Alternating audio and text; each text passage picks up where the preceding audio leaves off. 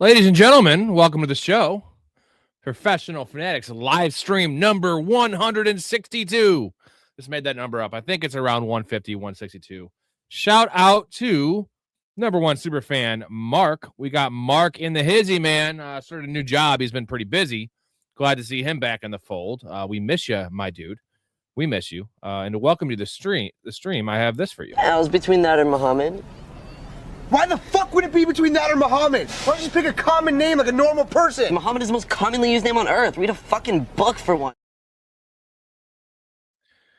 Big Ray will be along shortly. I have some money on, here it is.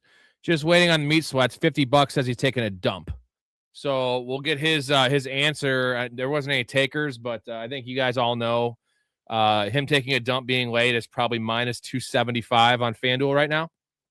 Maybe minus 300 with all the money and action we're going to have on that. So I'm going to get a hold of FanDuel and see if they can set that up for the streams, like Ray's time he shows up, why he's late. Usually it's shitting related. Anyways, a couple news notes. We finally are free of Arthur Smith from the NFL, fucking with our fantasy teams. Farewell, Arthur Smith. He is going to Ohio State, which is pretty wild. I don't understand that at all. At least he's not in the NFL anymore, so, he won't screw up running back rotations like he has in the past. Maybe I'm expecting, I know he wasn't going to return to the Steelers, but I expect Kenneth Gainwell to be gone. He's going to get a bag of money. So maybe there's hope for Caleb Johnson, those dynasty fans out there, dynasty players. Caleb Johnson has to be so buried in the goddamn ranks that I think he might be a good value. Just because Jaylen Warren is injury prone, he's not, you saw him lose work to Kenneth Gainwell this year, who's played great, but is Kenneth Gainwell like a god? He's not even a full-time running back. So Caleb Johnson, I feel like, is a great buy low. So that's my dude. That's my dude. Was happy to see it. I called the McCarthy hiring. You did call that, Blake. I know you're a bigger McCarthy fan than most since you love the Packers. I don't hate it. I mean, he's a professional coach. You could do worse with the level of candidates out there. Mike McCarthy was, way safer, and he's established as a coach. I still don't feel like he's great. He's kind of the safe option, and that's fine. I don't think you're winning a Super Bowl with McCarthy. He didn't win one, in Dallas with those really good teams, and I feel like Dallas's roster those years is better than what the Steelers have, but at least they have a grown-up in the building, and he'll be there as long as he lives, because Mike McCarthy, let's be honest, bigger guy. I don't know how long Mike McCarthy can live. Now, Andy Reid's made it a long time with that body type and physique, right? But it's not ideal. It's really not ideal. And speaking of body types and physiques, what an intro. Ray, you were a little late to the show. What was the reason? I have a bet on this. Was it poop related? I'm sorry, was it poop related? You were late to the show. Was it poop related? Well, I said two different things, so there's multiple factors. Poop and what else? Well, I admittedly, because my older dog slipped, so I had to go get some dog salt. Oh. She's okay, but I'm saying is one of those things where I need to just go take care of that. But yeah, the other one, when I said internal, that's internal. Yeah, he had to poop. He wants to eat some meatloaf. You know what? I will have some meatloaf. Let's have some meatloaf. You want some? Yes. I need. Hey, Mom! The meatloaf! We want it now! The meatloaf! Ma, the meatloaf! Fuck! Blake, it's been below zero here for the last 4 days, and will continue to be so the next 4 days. So we're looking at lows in the teens, like -10, and it's cold as shit. It's like Canada. We're having Canada weather in Illinois, and it's fine. By the way, is what it is.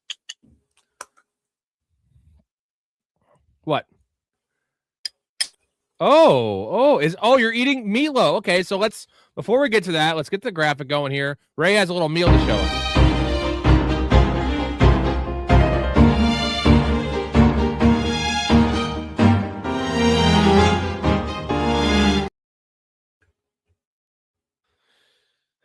Show us the plate there, buddy. Primetime Ray here tonight. It's going to be eating on camera, which he does, which we don't mind. So meatloaf. We got some gravy there. And then. All right. All right. Double down. You got steak, corn, mashed potatoes, and gravy. You got 2 plates. I love it. You know what we have to do, Ray? I want to go. Have you ever seen what is it? Beard Meets Food or whatever. There's a guy. I mean, there's a bunch of guys that do it on YouTube, but they go to all the. Yeah. They go to all the places that have that. I can't do that. I'm gonna tell you right now, I'll fail every single one of those. When I was younger, you eat so slow. Yeah, 100%. I'm not gonna lie. Damn it! I want to do a pizza challenge, bro. I can crush that. I can crush a large pizza myself. Well, we can try it. Look. Okay. I mean, look at my old dog. Look at my old dog. Look at her. She's just fucking hounding. Yeah. Baby girl. We were talking about the Steelers hiring McCarthy. We were celebrating the Arthur Smith leaving the NFL, which is great for fantasy. It's funny because I saw you post that on the the Patreon, the Discord, and I saw that like literally maybe like I would say 20 minutes before you 10, 20 minutes before you put that, and I thought to myself, I was like, okay, thank God Arthur Smith can get the fuck out of here for fucking every fantasy person he touches, literally, like, except that 1 year. What was the 1 year that he was good? But wasn't that really was good? His first year in Atlanta, I think. Yes, that's what it was. It was good, but not that good. He wasn't. He's good for tight ends, but he runs a million of them. But I'm saying he wasn't even good. Hey, Trestman had a 3rd overall scoring offense his first year. He was 8-8. Do we think that this means Aaron Rodgers is coming back to the Steelers? Yes. Because Aaron Rodgers has said publicly that he's not playing for any coach but Mike McCarthy if he does come back, which we all assume maybe McCarthy would go somewhere else and he would follow him. Now that McCarthy is in Pittsburgh, is Rodgers staying? Because he loves Tomlin, but he also loves McCarthy. I feel like he likes it there. I mean, they did make the playoffs. Well, he said playoffs. No, I mean he's openly said that like he likes like he's open to coming back. It was just like under good circumstances, which to be honest, I think that now Rob, call me a conspiracy theorist, but I think that what happened is that Tomlin or the ownership went to Tomlin were like, you're done here. Your time, like we love you, we don't want to fire you, but your time is up here. And we'll just say that you're just stepping away. So we have your contract, and then we can facilitate wherever you want to go and trade you. You know what I mean? And let me say, am I wrong to say that at least? Does that sound weird or out of line?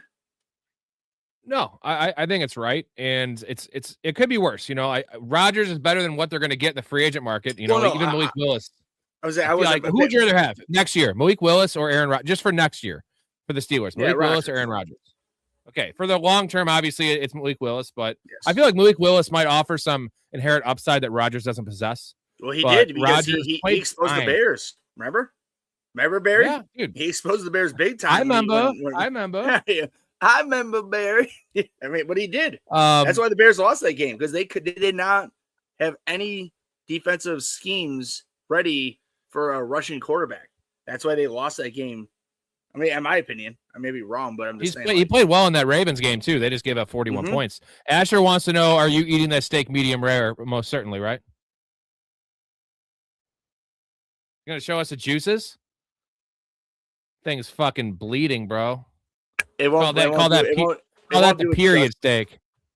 Yeah, I won't do it justice, but yeah, see, it's gray on the fucking camera. Yeah, it's like trying to see I promise you, yes. Mouse South, bro, or whoever said that. Yes, it's Asher. Yeah, that's like trying to see the undulations at Augusta on TV. You have to be there to see it. You know what I mean? You have to be there to see Ray. It's also asking to take a shit in the woods. I will.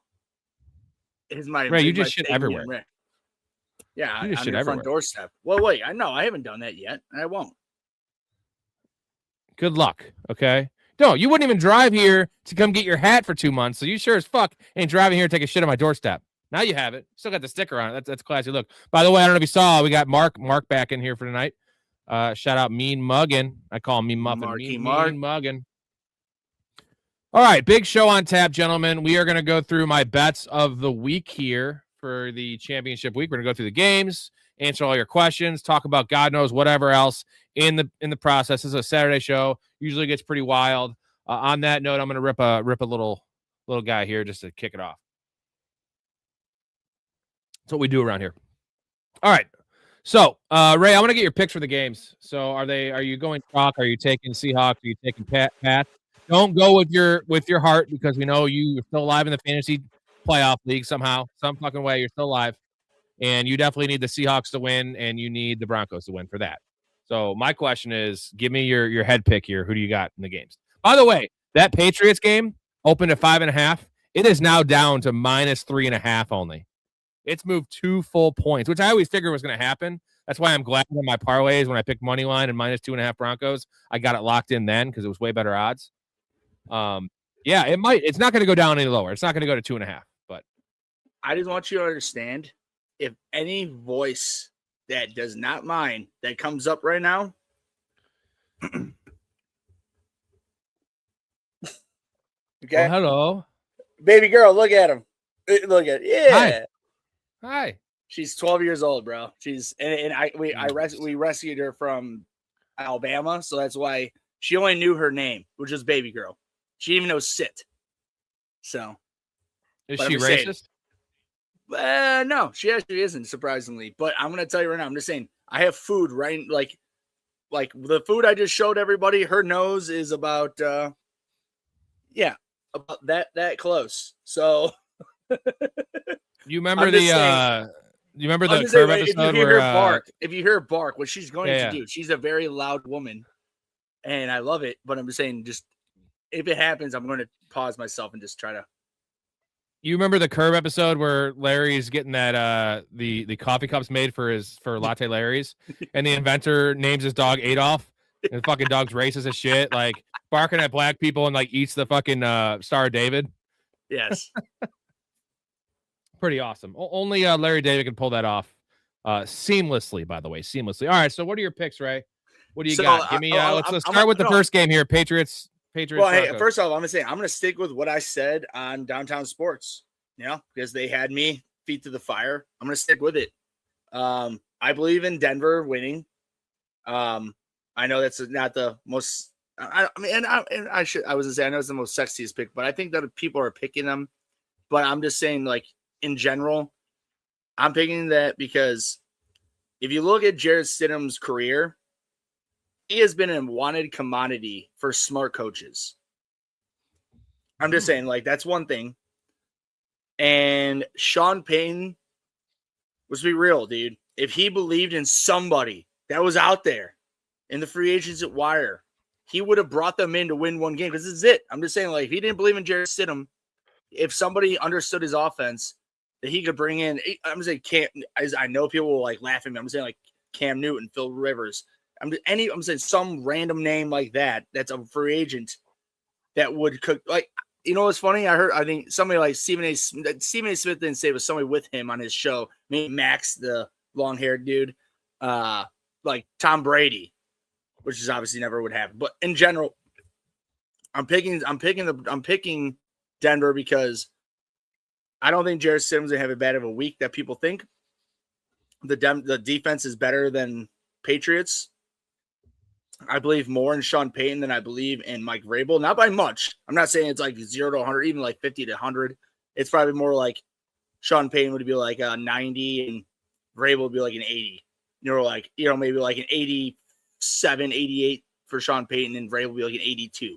So I'm not I'm Madden ratings people when I'm talking this. I'm just saying that. So I'm not thinking that like there's a total shit show, because Vrabel is a smart coach, but I still believe in Sean Payton, especially being the offensive coach.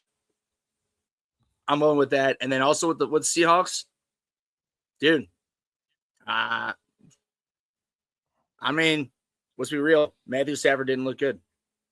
And I know he hasn't looked good. He hasn't. Right. And with the way that run game's looking, that defense is looking, that special teams is looking, I'll sit here and admit I was wrong, but at home at Seattle, I'll put it this way: if the Rams killed the Bears like a lot of people thought, I would sit here and be more confident saying the Rams, but they didn't. They didn't really play very well. Their offense did not play well. Lost that game. Yes, exactly. Okay, real quick, I owe a chug because any $20 super chat is a chug. Every 5 super chats is a chug. I got a shout out to mean muggin. That's Mark.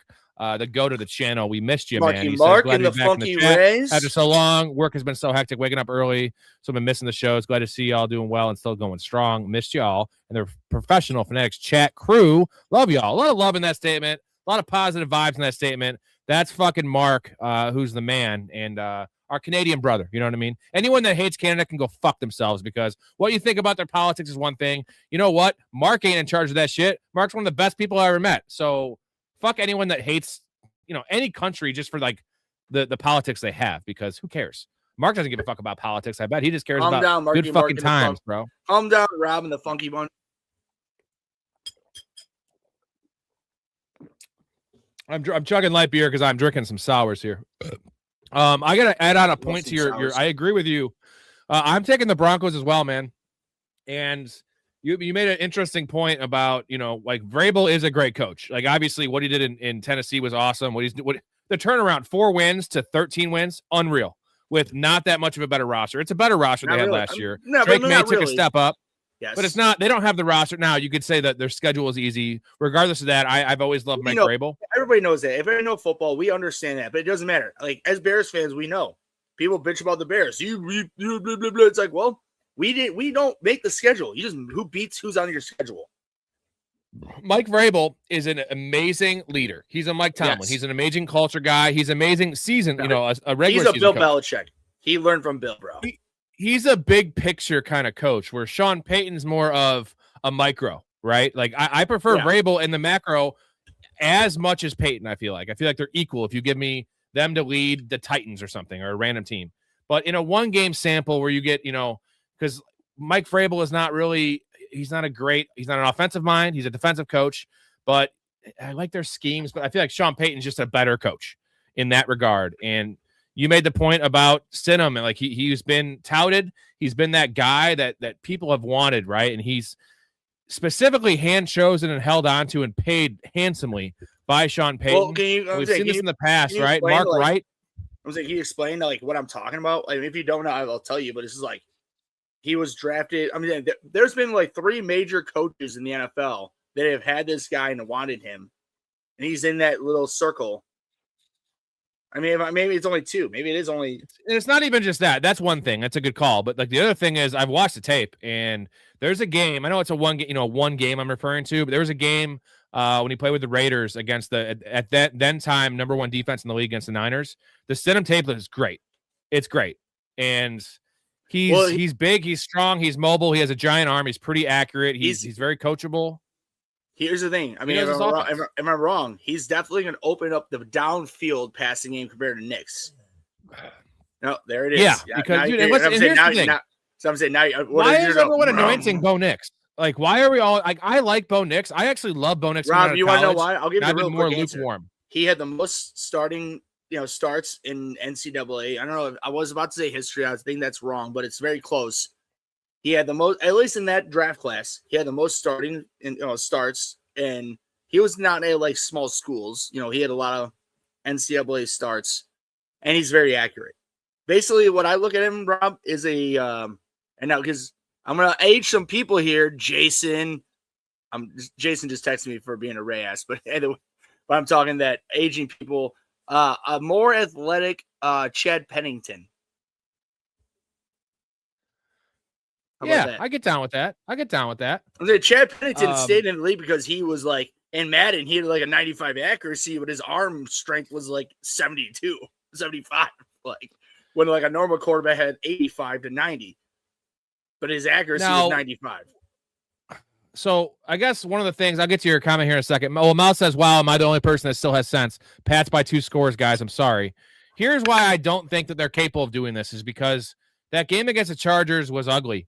Like they should have been losing in the first half. I know woulda, coulda, shoulda kind of thing, but they won 16-6. Okay. It wasn't a great performance. And you can say the same thing about the Rams, right? The Rams victories have actually been worse, but in that game against the Texans, yes, Drake May had 3 touchdown passes. He also had 190 yards passing and did not look comfortable in the pocket. And I get that the Broncos pass rush is not, if the Texans pass rush is a 10 out of 10, the Broncos are maybe a 7 out of 10. They've been underperforming, but they have the talent. So you have that. Will Campbell has not looked comfortable since coming back from that injury. So you have issues in the O-line. That's a big. You have that's a big good point, defense. Rob. Will Campbell, like I loved him, and he looked amazing. And injured, he has not looked the same, and it showed because he's getting pressured big time on his backside. For me, it's not a coincidence. I'm not saying Will Campbell's done just this year.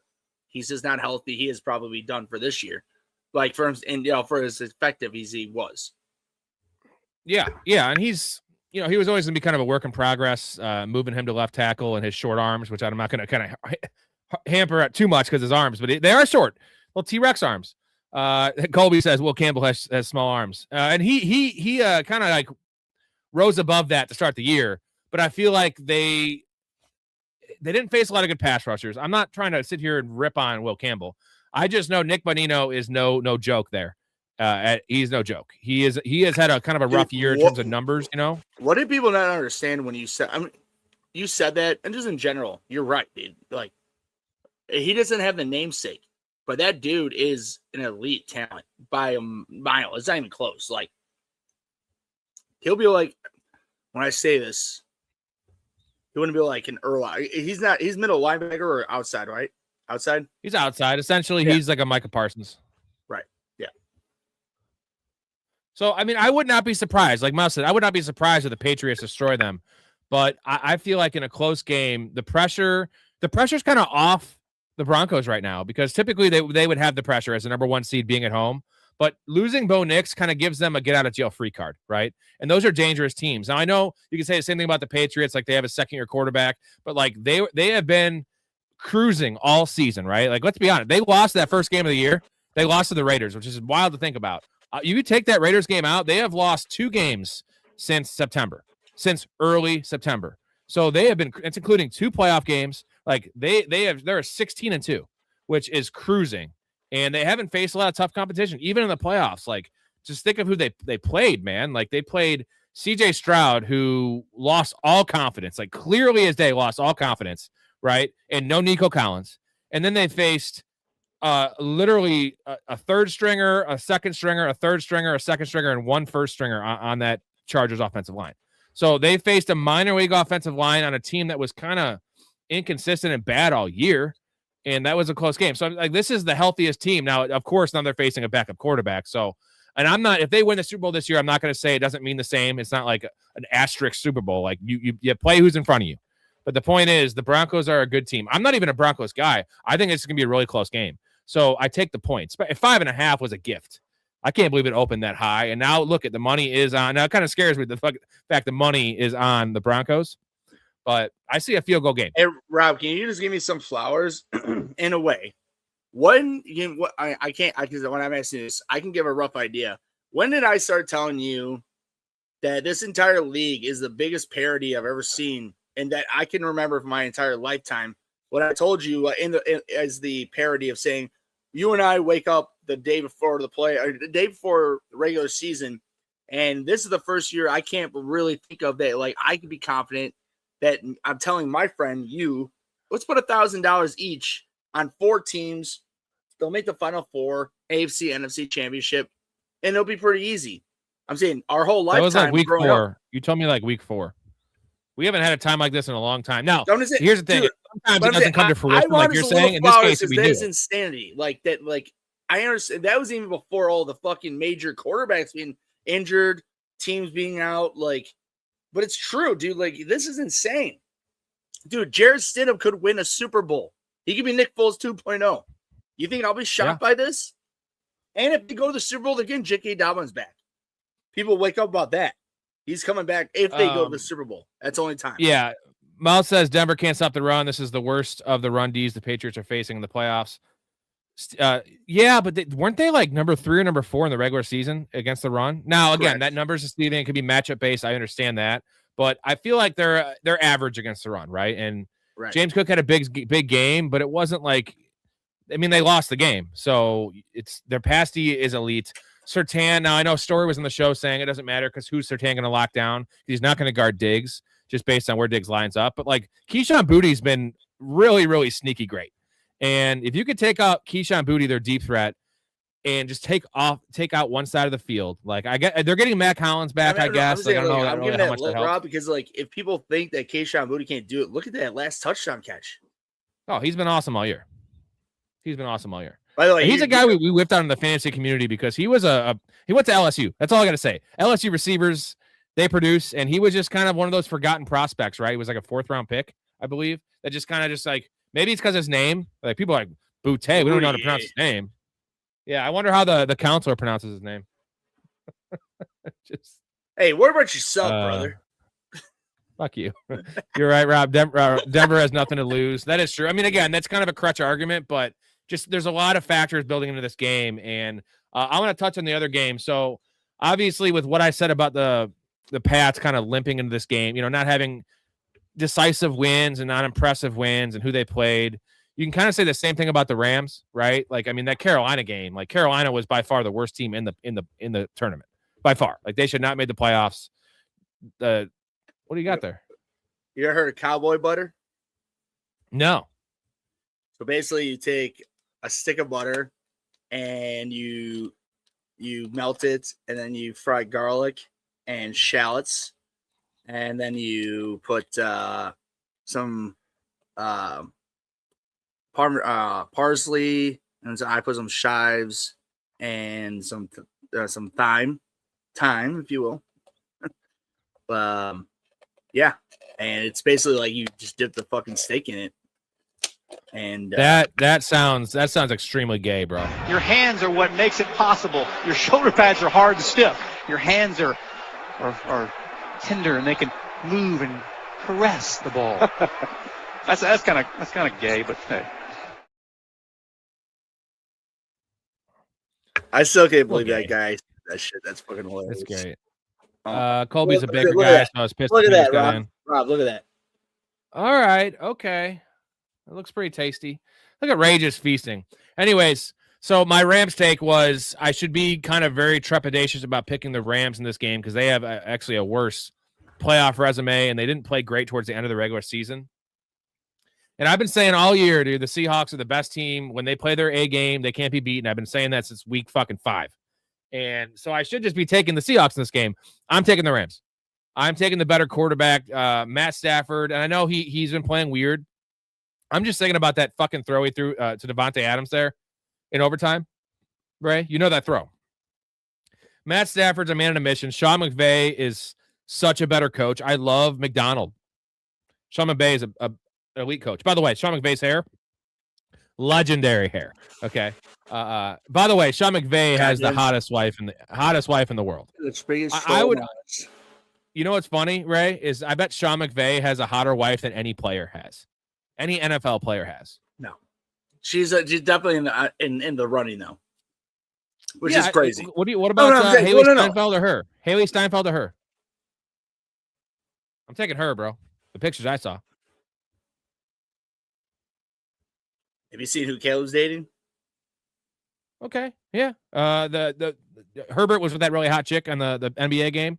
There are a lot of them. They're all with hot chicks. I get that. No, I just think Sean McVay's wife is a doll. I'm just asking you. I asked a question and you didn't answer. No, I don't know. I think I have. I'm sure I have. I look at all these things, but didn't pop out to me. Well, because she paint her nails too. Well, Rob, people think he's gay. So the fact that when they he just had Gen Z, bro. They're weirdos. I'm not. You think I'm saying that? No, I'm just saying people say that, and then all of a sudden. Blake says Josh Jacobs stole Caleb's girl. Josh Jacobs is probably hogged out, my dude. So I wouldn't be surprised. And here's the best part. Caleb Williams will be way richer than Josh Jacobs could ever fucking believe and dream of. Yeah. Yeah, and he'll probably be healthier. His brain will be healthier when he's in his 40s. Anyways, I am taking the Rams. It's a tough. This is a great game. So I have a question for you, Ray. Do you think this Pats-Broncos game is going to be entertaining? I know it's a playoff game. We're going to be glued to the TV. But I think we all agree that the Seahawks-Rams game on paper looks like it is the matchup of the week. It's the late game. That's what we all want to watch, right? Stafford versus Darnold, a lot of storylines. We feel like those are the best two teams in the league. And we've been saying that since fucking literally midway through the season, at least with the Rams, for sure. But Rob, here's the thing. You just said what you said, but there it is. There she is, boys. Go on. Sorry, my dog is just barking at me for my fucking meatloaf. quiet down. No, but anyways, no, I'm getting at that. No, I'm just saying that there's a reason that we're taking Denver. I just dude, the fact that you're even saying you'll be that you're going to take the Rams over Seattle. Sean McVay. That's it. It's McVay and Stafford, man. I trust McVay so much, man. And he's come too far with his team to lose this game.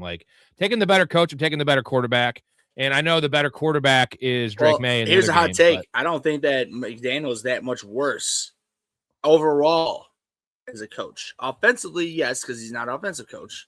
I like McDaniel. I think he's good. McDonald. Blake is talking shit about Caleb for you here. Caleb can't complete over 50% of his passes. Well, it's more than 50%, Blake. And completion percentage isn't everything when you talk about hey, Rob, you want to explain to what nothing. I told you about with Josh Allen the same year timeline? And oh, he's eons ahead of Josh Allen at this point in their career. Eons. No, he's not really. I'm saying the numbers don't show that. And I'm saying that if somebody who his number, I understand the eye test tells different for the clutch factor. I'm talking Rick, I love you. Fuck you with this percentage bullshit because I understand your point, but here's the thing. Josh Allen had the same fucking problem, okay? Same timeline of his years being in the league. And what Rob did this, you know what that means? The eye test. That means the eye test for Caleb is better than Josh. But I'm trying to stick up for Josh, saying that Josh is. I'm not saying Rob's not sticking up for him. Rob's knows Josh Allen's. Well, here's why he's ahead, Ray. Is that coming out of college, Josh Allen was viewed as a prospect with his arm, right? Caleb was never really viewed as a prospect. He just has deficiencies in his game, and the deficiencies are actually the easy things. And that's the easiest shit to clean up, man. And he has the perfect coach. He has Ben Johnson. He's going to clean that shit up. He can make all these beyond the hard throws. He can make throws that we've never really seen attempted before. That's saying a lot. Think of the level, the athletes we've seen in the NFL: Michael Vick, Donovan McNabb, Dante Culpepper, Patrick Mahomes. Josh Allen is already pretty far into his career. Lamar Jackson. We haven't seen these throws from any of these guys. RG3 is rookie year, right? Guys that are mobile, that have big arms, and he's making throws that, his highlight reel is already equal to the. I know we're just talking about highlight reel, which is not everything, but it's equal to those guys' entire careers, right? Which I know it's not just about highlight. Jared Goff's made an entire career of not making any highlight reel plays, and he's good. But I like the upside of Caleb. We're very, very happy to have him, and any team would be, but the Bears fans. I'm trying to think of how I laid it out the other day about Bears fans. It's almost Rob, Bears fans were virgins. No, I'll lay it to you very easy. Whatever the fuck the Chiefs fans felt with Mahomes, we're in that territory. We're in the realm. I'm not saying Caleb will turn into Mahomes, but I'm just saying the Chiefs never had Mahomes. Trent Green, you know what I'm saying? Let's be real here. I'm just saying, Trent Green was a fine quarterback. Jay Cutler was Jay Cutler, if in a man's rating, Trent Green would be a 65. Cutler would be an 85 or 80, and maybe 75. And we're talking Mahomes and Caleb are in the 90s. If Madden had high 90s. If Madden had a work ethic rating, what would Jay Cutler's work ethic be? 7? No, dude, that's a bullshit.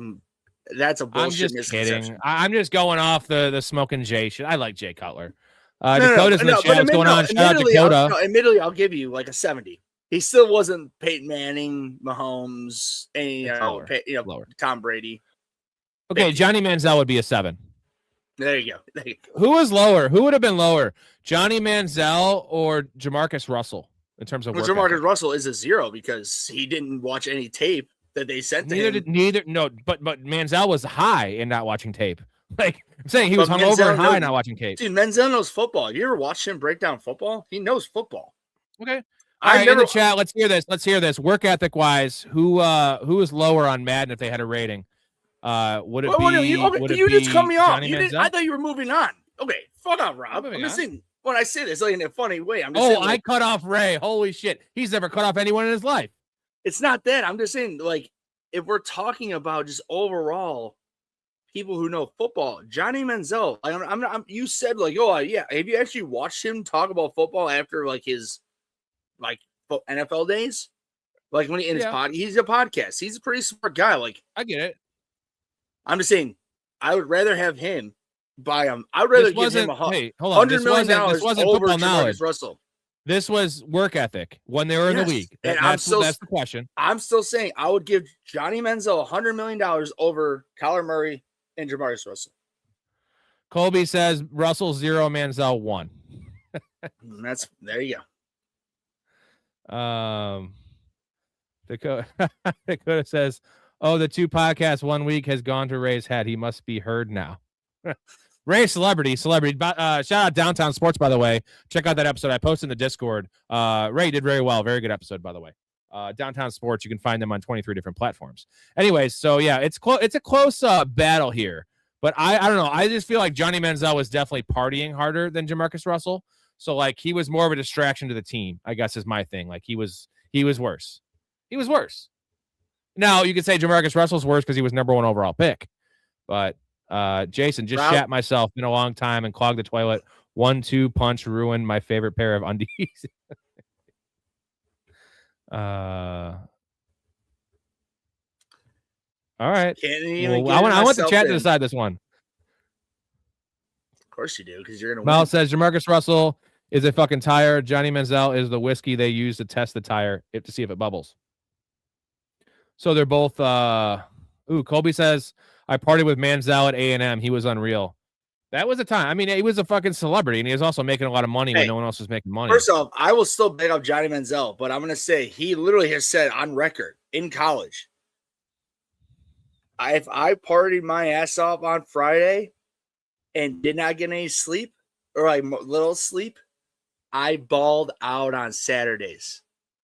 So I'm just saying, like, I understand, but I also stick with if you're hungover and you're fucking putting up Heisman numbers compared to that's what I'm getting at with the NFL. If he got serious with the NFL, he would have been better than fucking Jamarcus Russell, literally by a country mile times to 1,000,000. Yes, if he tried. Manziel didn't try. He won in the NFL. Well, neither did Russell. But I'm saying, Rob, you know I'm right when I say this. Manziel went into the NFL thinking he could do the same shit that he pulled. Mm-hmm. He's just not as smart as Caleb. Caleb did the same shit. Caleb did the same exact shit that that Manziel did.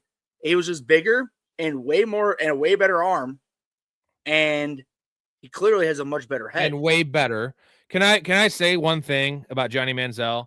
He weighed 180 pounds, bro. Yeah, I know he had a noodle arm. He had a noodle arm. I'm not a serious. Yeah, like Jamarcus Russell actually had the tools to be drafted number 1 overall. He showed up to the NFL at 270 pounds. Dude, that's the problem. Rob, if you were joking yourself and going to sit here and say that Jamarcus Russell wasn't literally drafted 1st overall because of that on the knee 70-yard throw, the same difference of Zach Wilson getting drafted 2nd overall on the run 70-yard throw, that's what happened.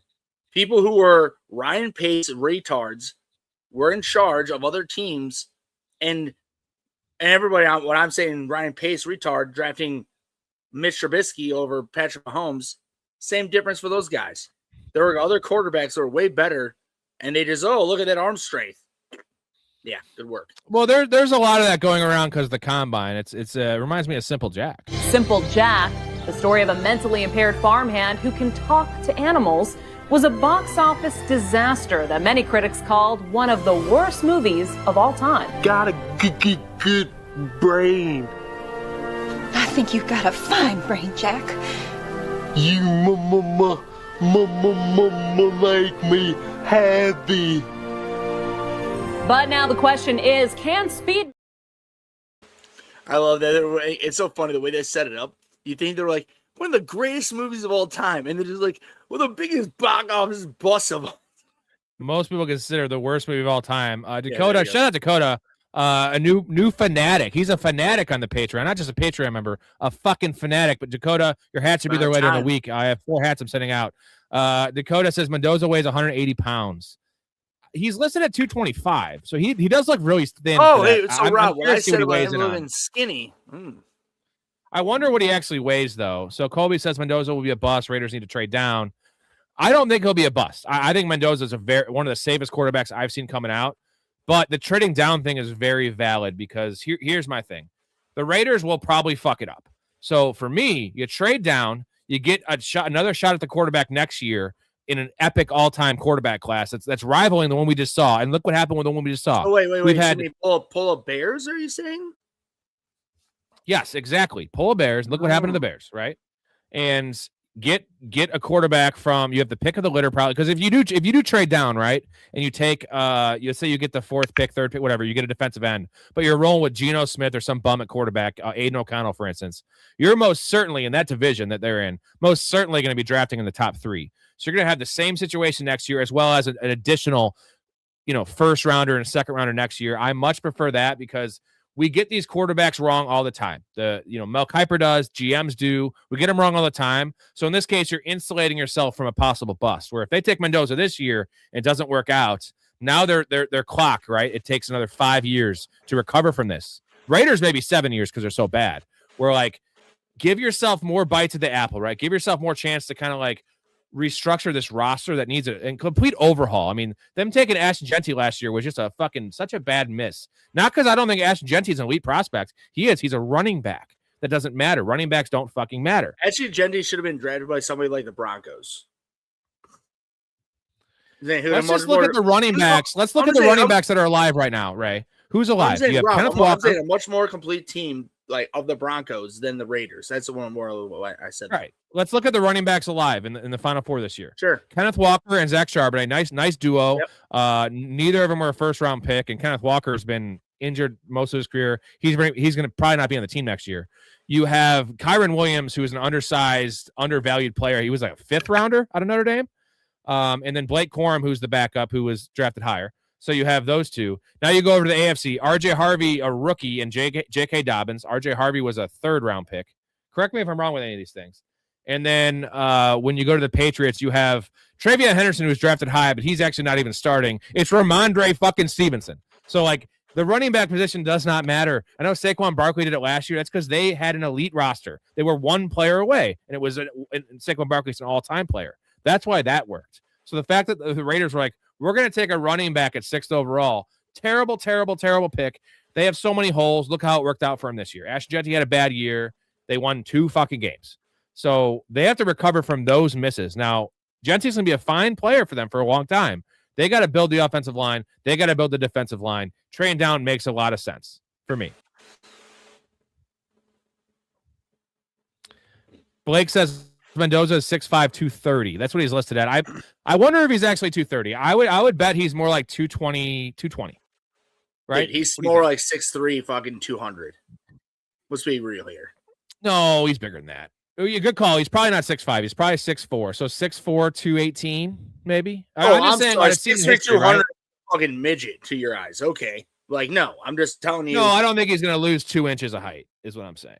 Okay, no, I guarantee he's not a real 6. What did you say, 6'5"? He ain't a real 6'5". He's probably a 6'4", 2/3. So he ain't a real 6'5". So he could be. I've just seen this play out too many times with these guys, right? Where they all I say is he's 6'3" and 5/8. 3/4. If I was Mendoza, though, I ain't even going to the combine, brother. I ain't going anywhere near that fucking place. He's number 1 pick no matter what. But all right, we're gonna get to everyone's question in a second. I'm gonna hit you guys with the intro, and then we're gonna reveal my bets. Go through those a couple times, and get to all the questions in a second.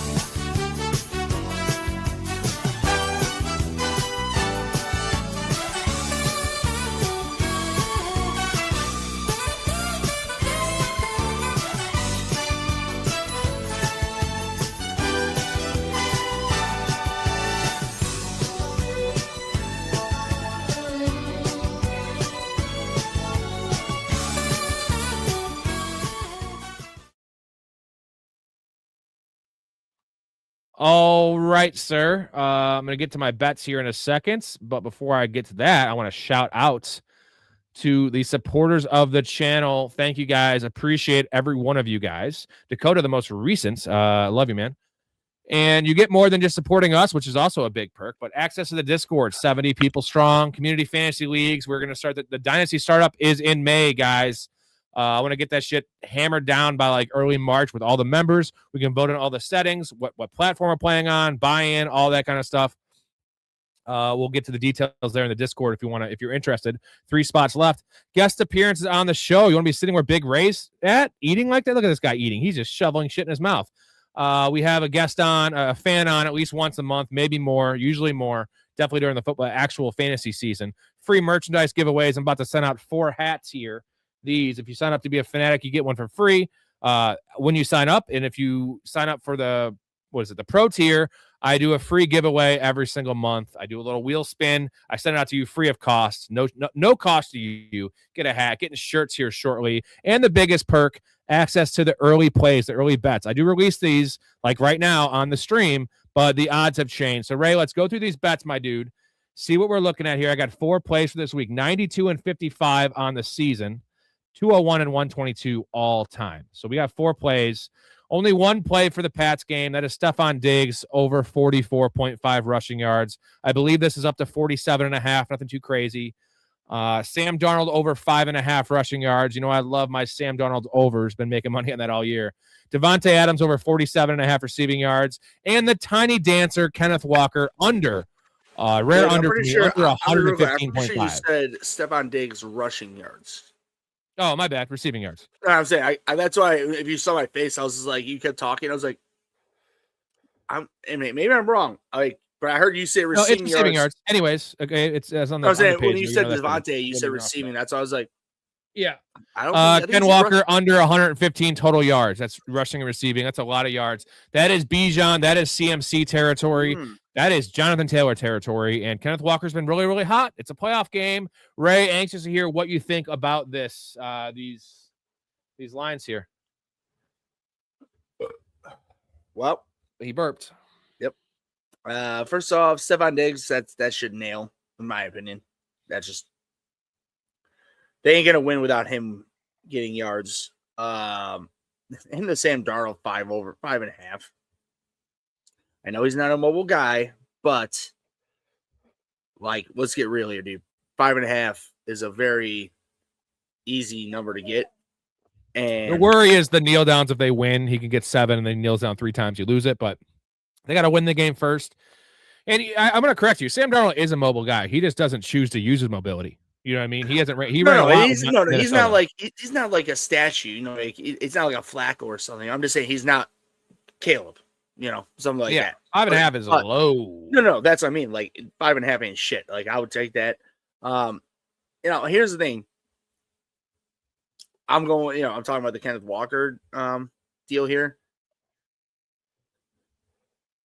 Is that total yards? That's total. That's a lot of yards, bro. You don't see lines higher than that. And I get Rob, I already saw your explanations to why you don't like it on the Discord. I'm just saying that, and you're not wrong. I'm not going to disagree with what you said.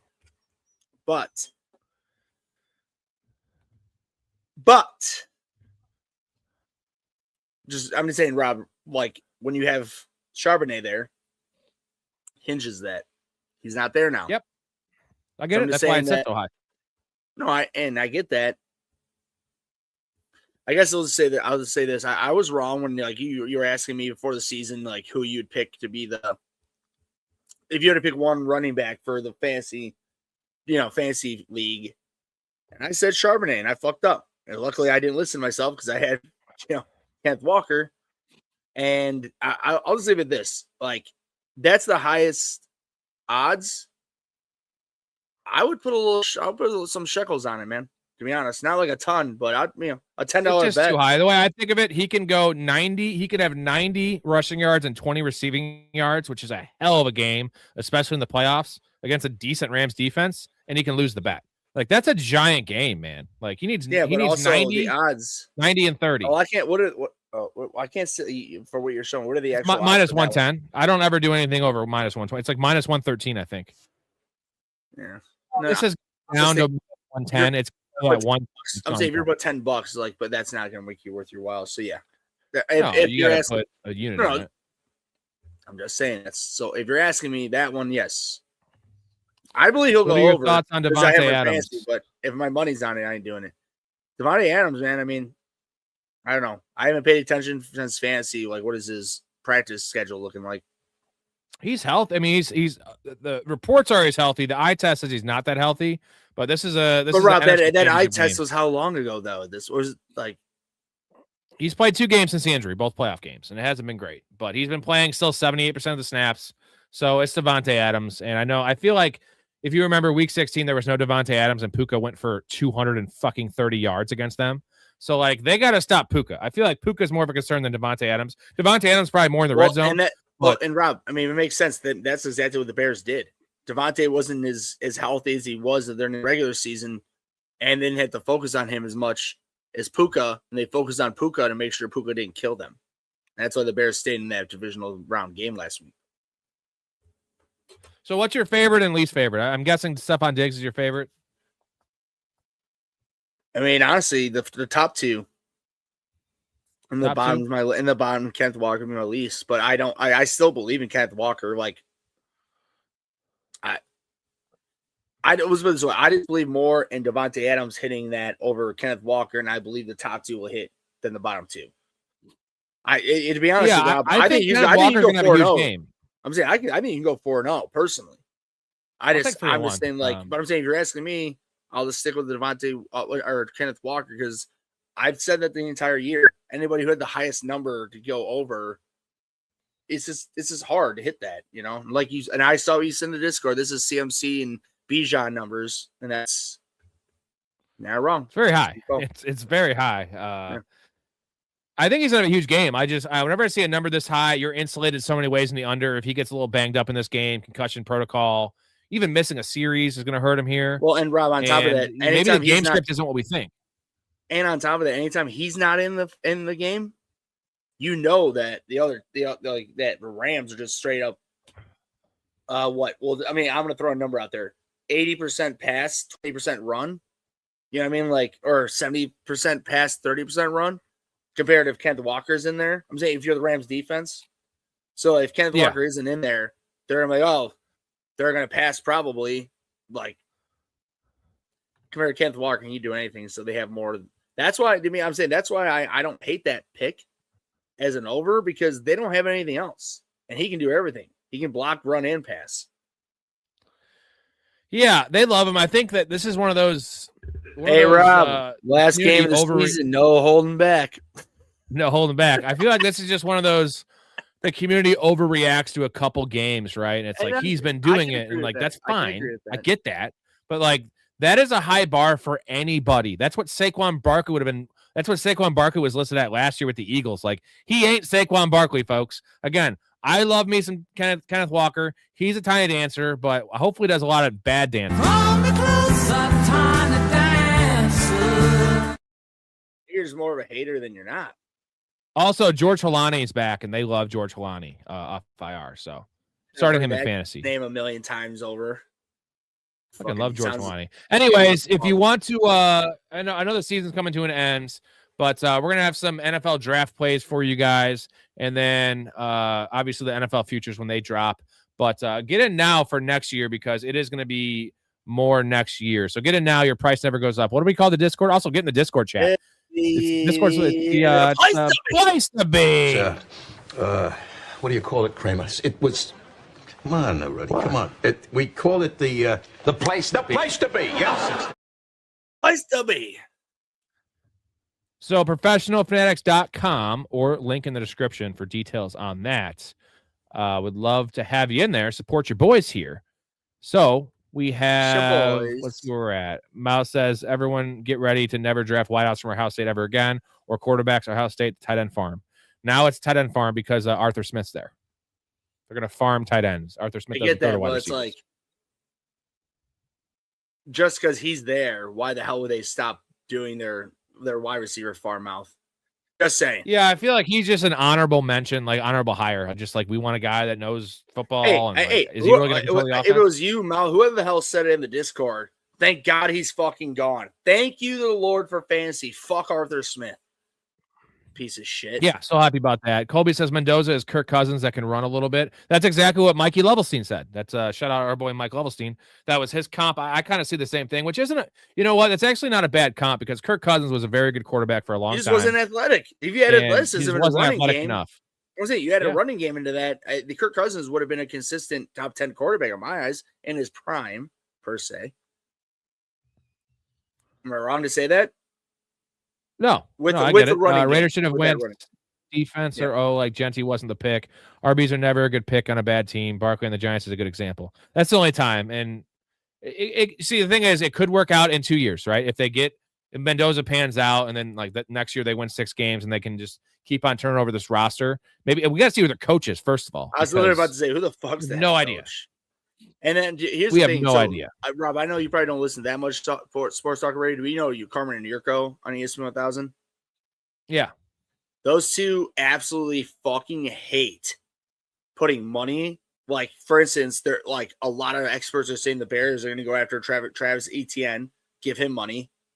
They were pissed that the Bears give, Swift money because their main argument is that why do you need to pay a running back? Just draft running backs. AKA Kyle Monangai. Seventh round, baby. I'm just saying, like, 7th round pick compared to Swift, who we paid a lot of money. And if Travis Etienne comes here, that means we're getting rid of Swift and we're paying him a lot of money. Running backs are a dime a dozen, everybody. Like, this is not like rocket science. And I'm saying this is going, the reason I'm bringing this back up, Rob, is to the whole Genty thing. I love Genty. Everybody loves Genty. He is a Hall of Fame level generational talent. But running backs are not it's not the old school. Like, it is shifting back to like the run game compared to when Rob and I were in high school. When we were in high school, that's when the game changed to more passing to what everybody saw in the last decade.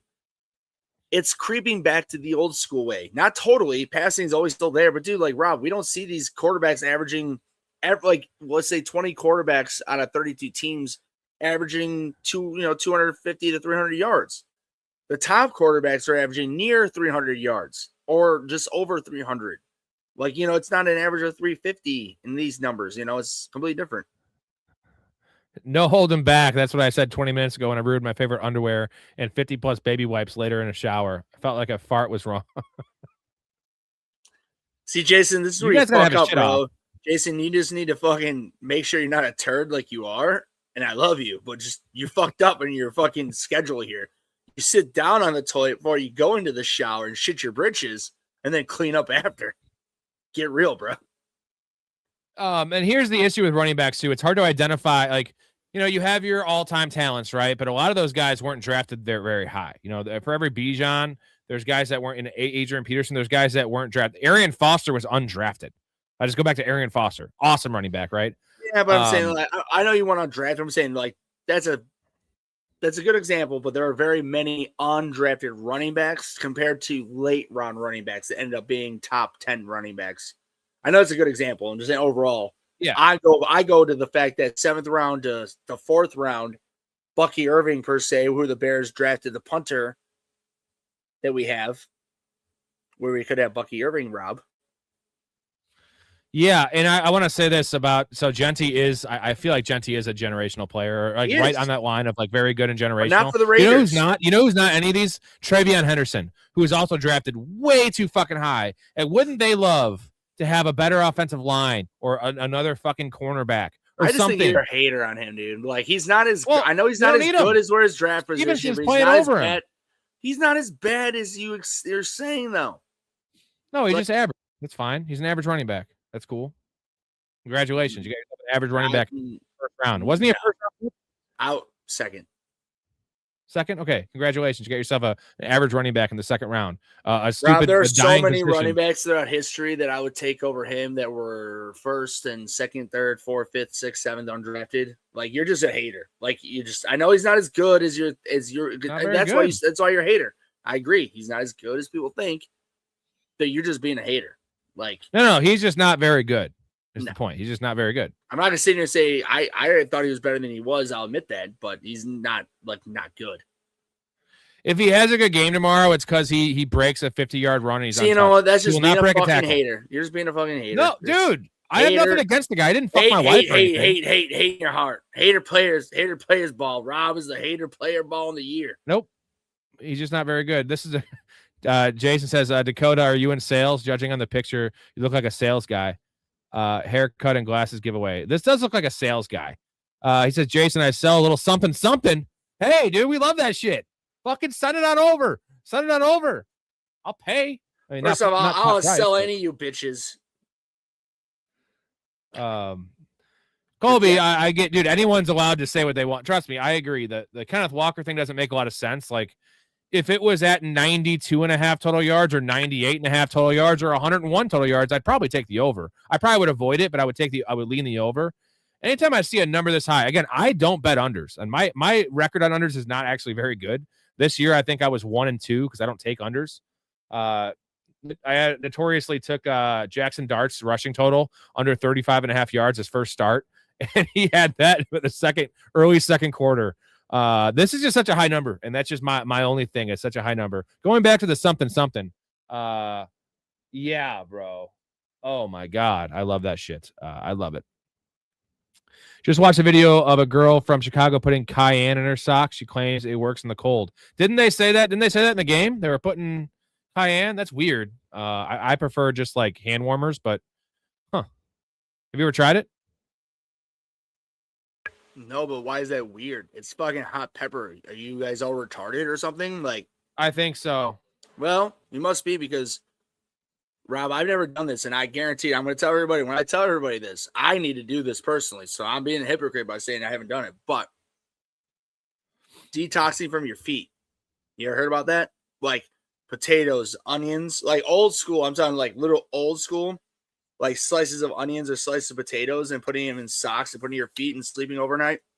Like, dude, Rob, you put a potato, it will turn black because it absorbs the toxins from your body. And so I'm saying there's other things, like there's like new age, like patches that you can put on your feet, and like you rip it off and it is like disgusting, like as black as Gary Gaetti's dark navy blue jersey behind you. Oh, shout out Gary. Love you, Gary. Love Gary Gaetti. Walter Payton was not a dime a dozen. 100% Walter Payton was an all-time talent. 4th overall pick, I believe, in 75. It was 4th overall. Check that out for me, Blake, if you could. So, Rob, real quick, there was it was like a little 9x9, no, 3x3, and it said like pick your perfect team or perfect trio, $9 total. $5 on top was Brady, Barry Sanders, and Jerry Rice. It was a quarterback, a running back, receiver. So that the $5 was Brady, Sanders, Jerry Rice. $3 was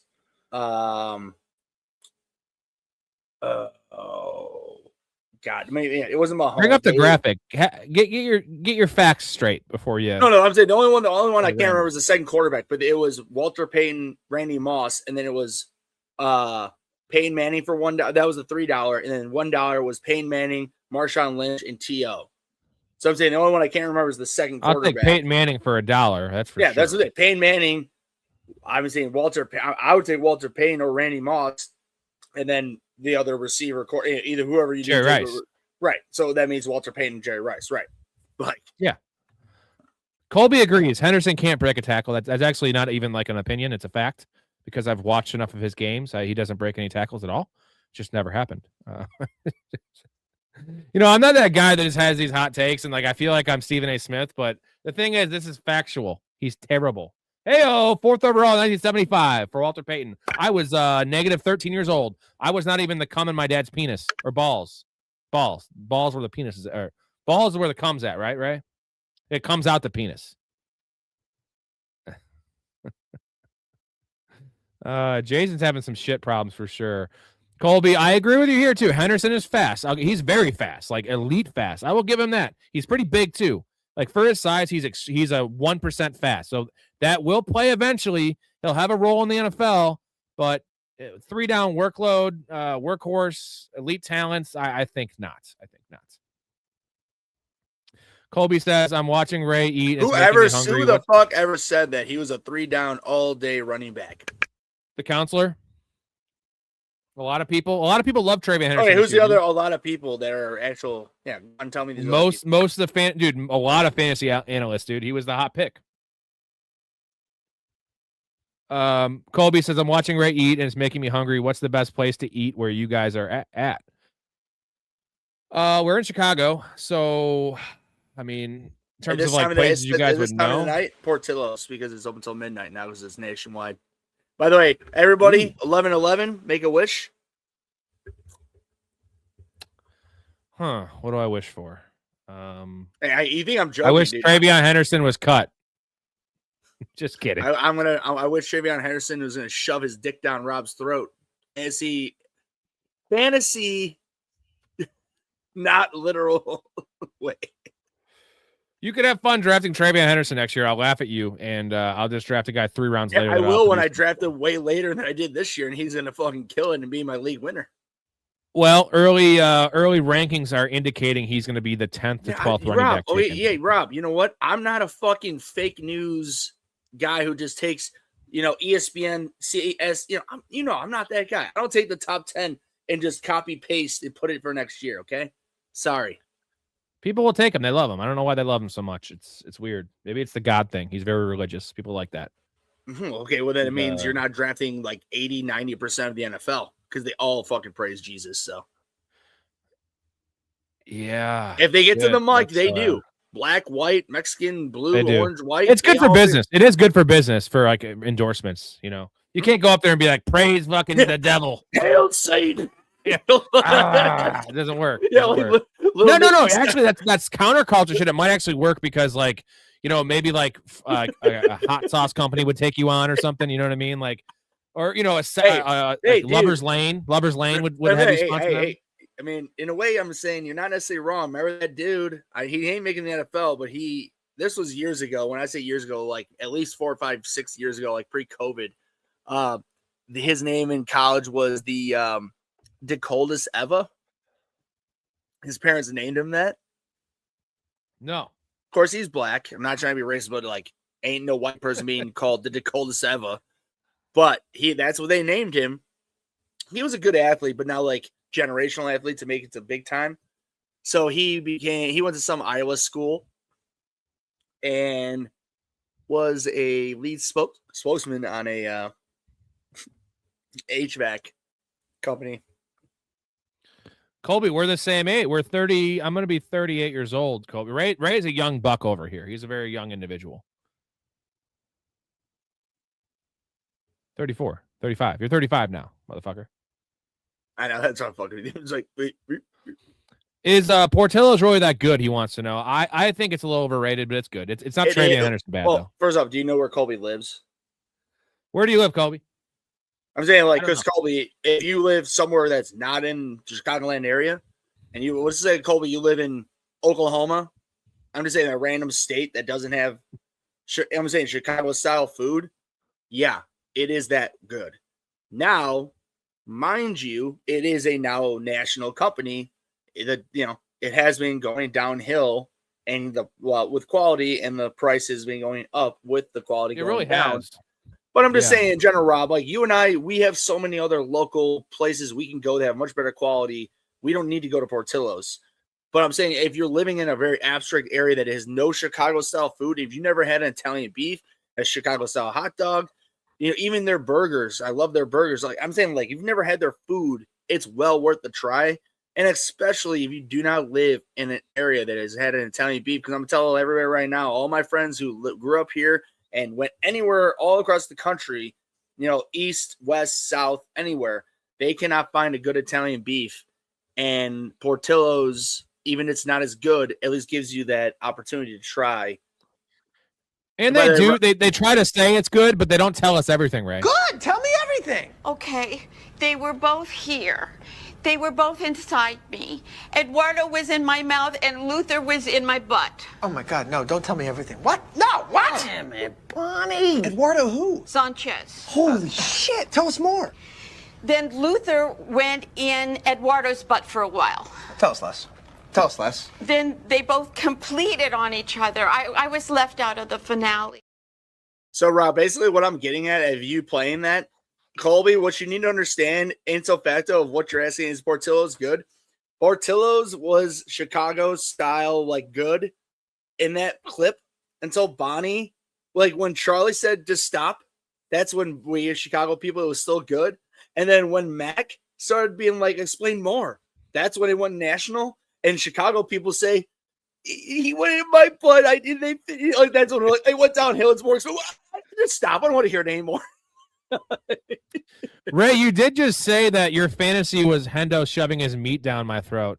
Correction, you said his giant cock down my throat. That's what you want to see? That's your fantasy in life? So your fetish is, me and Storey were just talking about this. We're saying what's our fetish, and Storey was very adamant about everyone having a fetish. He wouldn't reveal his, and I was trying to think what my fetish is. Apparently, Ray's fetish is a professional, an NFL running back shoving his dick in his co-host's throat. So, can you confirm or deny? I mean, I'm going to confirm everything. Yeah. Yeah, we found Ray's fantasy. Hell yeah, dude. Well, not my fantasy. It's just like fantasy football. Yeah, like he's gonna shove his dick down your throat, which he did. I'm guessing he's pretty hogged out, so it would go all the way down my throat. I don't have that big of a mouth, man. I'm not like mouth south. I know his mouth. I'm not like Alanis Morissette. Well, I mean, mouth. I love you, but that's why you call him mouth south, right? Because he goes real south with that mouth. You know, majority of Alanis Morissette's songs are about her deep throating. Yeah, if you actually read the context, yeah, it's not good. No, she's got a really big mouth too. That thing is, I mean, that helps for her singing, right? It's big, bro. It's so long. It's like the Grand Canyon. Fucking huge. By the way, here real quick, have you seen that video of Jim Carrey when he went like and he goes in like this is like maybe like early 90s or 80s video of him and he goes into like character and he does Jack Nicholson and he just is like and he like scrunches his face together. Have you ever seen this? Dude, his impressions are fucking top notch, bro. Yeah. No, but it's crazy because it's like you and I just have our normal face, and all of a sudden, somehow or another, we have control of our face muscles enough to like, and he just screeches, and he's like, I mean, I can't even do it. He's just like, but he looked just like Jack Nicholson, and on top of the actual voice. Yeah. I know. Do you know Jack Nicholson? Trivia for you: Jack Nicholson's first role in Hollywood. You know what it is? 1969. I'll give you that. No, I don't. It's got Peter Fonda in it. Easy Rider, 1969, epic movie, man. If you've never seen it, it's about two hippies that drive Harleys across the country, like transporting drugs, and they pick up Jack Nicholson. You hear that? He's so weird. No, I don't. And there's a scene where he's smoking a J. He's like an alcoholic and he's like super hammered, and they give him grass. We call it for the first time. Grass? And they have this like 6-minute conversation about like the aliens and space and shit. It's fucking great, man. It came up my YouTube feed today. I always kind of like Easy Rider. You want to be part of this shit? It turns bad feelings into good feelings. I don't look at an STD. It makes sex even better. What is that from? Walk Hard. Dewey Cox. Oh, okay. Yeah. Shout out John C. Reilly. Fucking goat. Yeah. Goat. Colby's in Oklahoma, so I don't know if they have Portillo's down there. No, but that's my point. Colby, if you were to get it, or if you do have Portillo's, go fucking try it. You've never had an Italian beef. And if you did, I'm going to tell you right now. So here's the thing. He's 100% right because Rob, are you an onion, like grilled onion fan? Mm-hmm. So Oklahoma burgers, I'm back in the, the Dust Bowl days. So I'm talking like the 20s, 30s, way back when. Oklahoma was obviously and still is to this day one of the biggest beef producers, but because of the Dust Bowl, there was a lot of famine and death and whatever. So to stretch like a burger, they would take a lot of thin, very very thin cut onions, and then like smash a burger down. Like he's talking like that's why they have smash burgers, so like really thin, and then put the onions on top and let the bottom cook, and then flip the onions like the onion top of the burger. And then cook those onions down, but because the sweetness of the onion and everything, like it created basically like Oklahoma is the originator, if I had to guess, of the smash burger. Because Yeah, he said they have good smash burgers. Portillo's is owned by Warren Buffett. Is that Jimmy Buffett's dad? Because that would be awesome. Do you like Jimmy Buffett, Ray? Do you seriously not know who Warren Buffett is? He's like a super big business guy, right? Oh, yeah, okay. So, yeah, no, he's definitely not. No, those two are definitely not. You never know. Do you like Jimmy Buffett though? Just like it's just like a casual fan, yeah. Like not like I'm not a fucking dude who would go to Margaritaville and watch him hundreds of times. Like basically, it's like you and I, and you more importantly, because you're older and you're a bigger fan than me in 311. But like I'm saying there's Jimmy Buffett fans who saw him as many times as you saw 311. Oh, yeah. I'm just saying, like, I'm more of that style with you of being a 311 fan to see somebody that much. But no, Jimmy Buffett wasn't terrible by any means. There's people who hate him. I don't hate him by any means. He just wasn't my cup of tea. But he had his niche and he was amazing at it. Clearly, I mean, he was a. It's a feel good. It's very feel good. It's very chill. It's like a culture, right? Correct. It's similar to, I compare it to kind of how like Bob Marley had his thing. It's like a bad version of Bob Marley. It is not reggae. But for my honeymoon, we went to South Padre Island, like really the southern part of Texas, kind of by Mexico. We stayed at Margaritaville, so it's his resort. And we had the free breakfast every morning. We sit there and just drink fucking screwdrivers and shit for like an hour and a half. You mean continental breakfast? No, it was actually good breakfast we got for free because where we stayed. So it was better than continental. But you know what I'm going with? We sat there for so long. The Key and Peele. Yeah, shit. the continental. Yeah, it's continental. He's like, oh my god, bread, fucking muffins, fucking cereal. Like, let me take a trail down. It's like cereal. So good, dude. Yeah, I'm sorry. Every time we sit there because everything was free. Everything was free except for the booze, but the booze was super cheap. So we sit there for like 2 hours, dude. But they had Jimmy Buffett on. That's all they played in this resort. So for fucking 6 days, I had to listen to Jimmy Buffett and watch his concerts. That's understandable. Well, the crowd was just great because it was just like late 80s concerts. The late 80s crowd. It was like every guy had a mustache. Late was wearing like Billy Joel. cut off. I get it. cut off like really short jean shorts. Just like the crowd was hilarious. Yeah. And it was a rough crowd, right? No chicks were wearing bras. Usually that's a good thing, but these broads were not hot and they're orangutan titties and shit.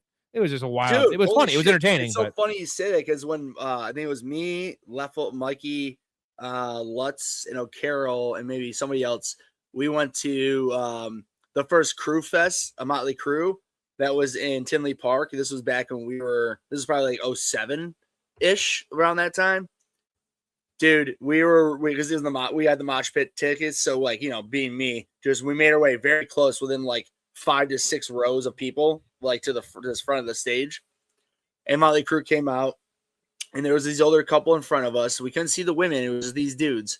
And all of a sudden, these husbands, or God knows what their title was, have lifted these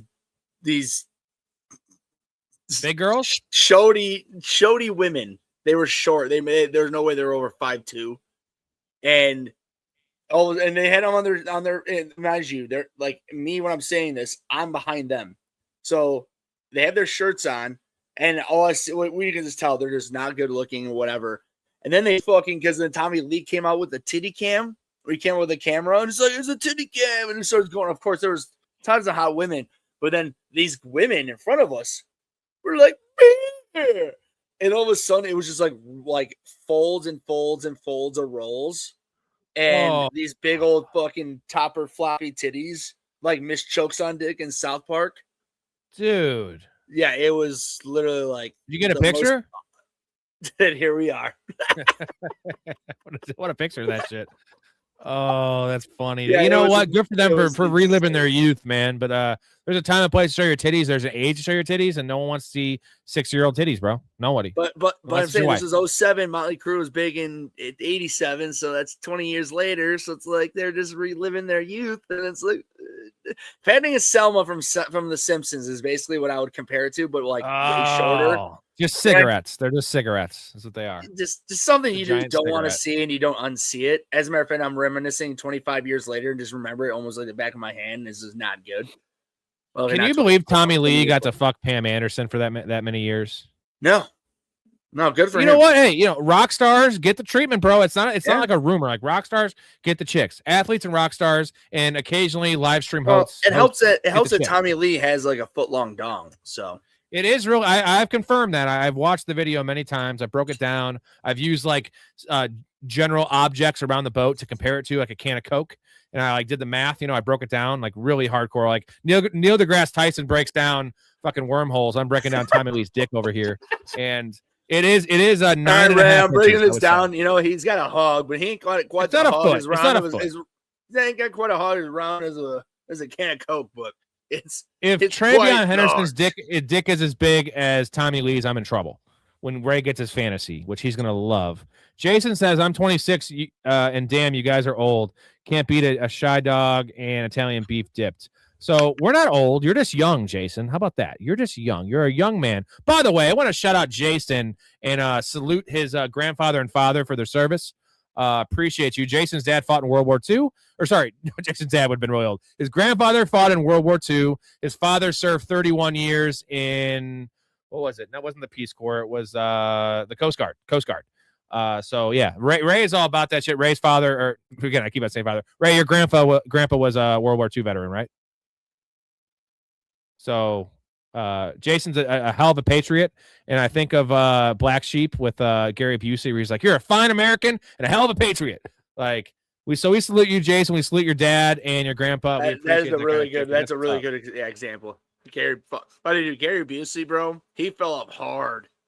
Real hard. Yeah, he lost his mind. I know he's old. I'm just saying, like, he got that real crazy eye look and shit. Like, he is essentially on meth without being on meth, and that's actually a pretty cool way to live. Dakota says, just realized that's Napoleon Dynamite's mom. So yeah, Mac's mom and Sonny is Napoleon Dynamite's mom, and Bonnie is awesome too. Bonnie actually rip for Bonnie. She just passed away, Charlie's mom, a couple years ago. But it's Dakota. That it's funny. I mean, I'm not gonna sit here like berate you for figuring that out just now, but like, because I figured that out like a while ago. When I say a while ago, but it was like it was hilarious when you like it connected. It was like, wait a minute, damn it, Bonnie. Hey, is Mac home? Yeah, I'm here. Oh, yeah, right. You've aged. I know you, Dennis. I don't find you an attractive man. Yeah. I don't find you attractive. Colby likes your Henderson meat take here. Colby dated a girl for 2 years with no gag reflex. That's not even like people think it's like a room. Like, dude, I'll tell you this: my wife has no gag reflex, so maybe too much information. Now, maybe it's because my cock's so small, I don't have a chance to get it. No, it's 6 inches. It's solid 6, bro. Saying, she's never gagged. Never gagged. I mean, I'll come over. Hey, present it.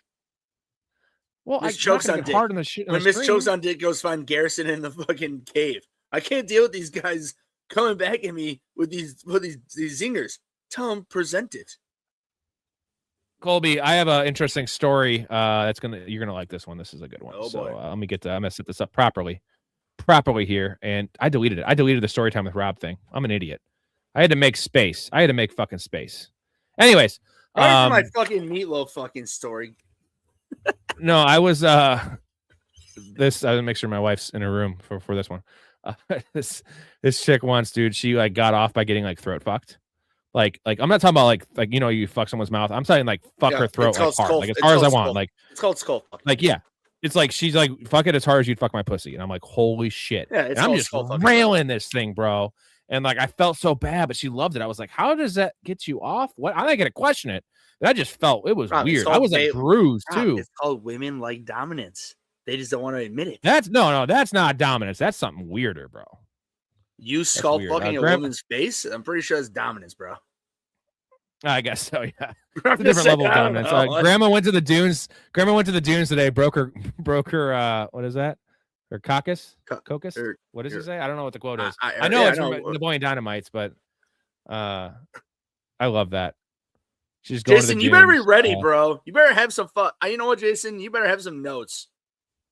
Tropic Thunder. We're doing Tropic Thunder. I rewatched it for the first time. I got to watch it again. I like it. It's not an all time for me, but I'm going to host it.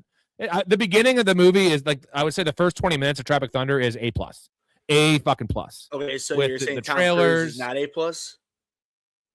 No, and there's a lot of really funny scenes. No, I just he's don't- not. It just Okay. doesn't hold up like the other movies. Well, there it is, everybody. No, he's awesome. He's awesome. McConaughey is epic in that movie. Fucking epic. Hey, Tug or not? Dude, Danny McBride's awesome, and everybody's awesome. Yeah, I'm saying dog. the first 20 minutes is as funny as any movie I've ever seen, and then it just falls off a bit. So I'm not saying it's not funny. The rest. And of by the way, you use Simple Jack on a fucking regular, bro. It's part of the beginning of the movie. Baby girl, you're ruining everything. You're barking. Okay, calm it down. She wants the steak that I showed you. She smells it. She just Did you not eat it yet? God, you eat slow. Dude, I ate the meatloaf and everything else. The fucking mash. I'm talking here. What do you want me to do? Just sit All here right. and talk? Very nice performance. Very nice performance. Very nice and clean performance. Very, very, very nice. Which one of these talented entertainers, who I am not attracted to at all, will be the winner? I should load the first part of that where he walks into the bar. He runs into the bar and he's, I met a guy, titty bar, great business opportunity. Dude, when he's all bloodied and fucked up looking, that's so good. Ray is right on the onion burgers are amazing. Hey, and Colby, Sergio. Hold on, I'll say real quick, Rob. There's some halal places, so Middle Eastern people. Then there's a place in I don't know, Glendale, or I think it's Glendale Heights. It's called Five Bros instead of Five Guys with a V, for the instead of the I for five. But they do have good food. I'll admit it. They do have good food. But dude, they have a thing called that. That's why Colby, I'm interested. They call it an OKC burger, and they have the same thing: grilled onions. But then they put fresh jalapenos. Because, I'm a big spice guy. So I'm saying, fresh jalapenos on a burger is like... Ray, you remember the scene in Seinfeld where George is trying to incorporate food into his lovemaking routine with the girl, like with the meats and stuff, pastrami? Is that your kink? Is like you want to be able to eat like this in bed? No, my kink is to make things out there. Make sure that the fellow is screaming his name. Or are you trying to say that you want? Oh, okay. I see. Jason says, "I'm here to pleasure, my friend. I ain't here.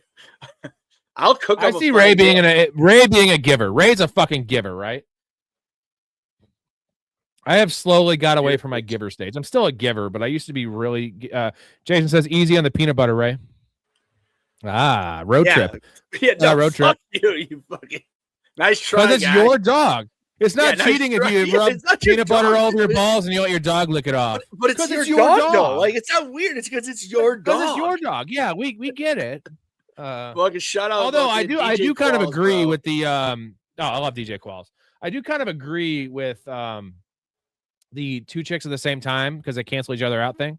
Makes sense. Dude, by the way, fucking I'd have to say that probably I know Tom Green had to have had a better hookup in general just in his heyday.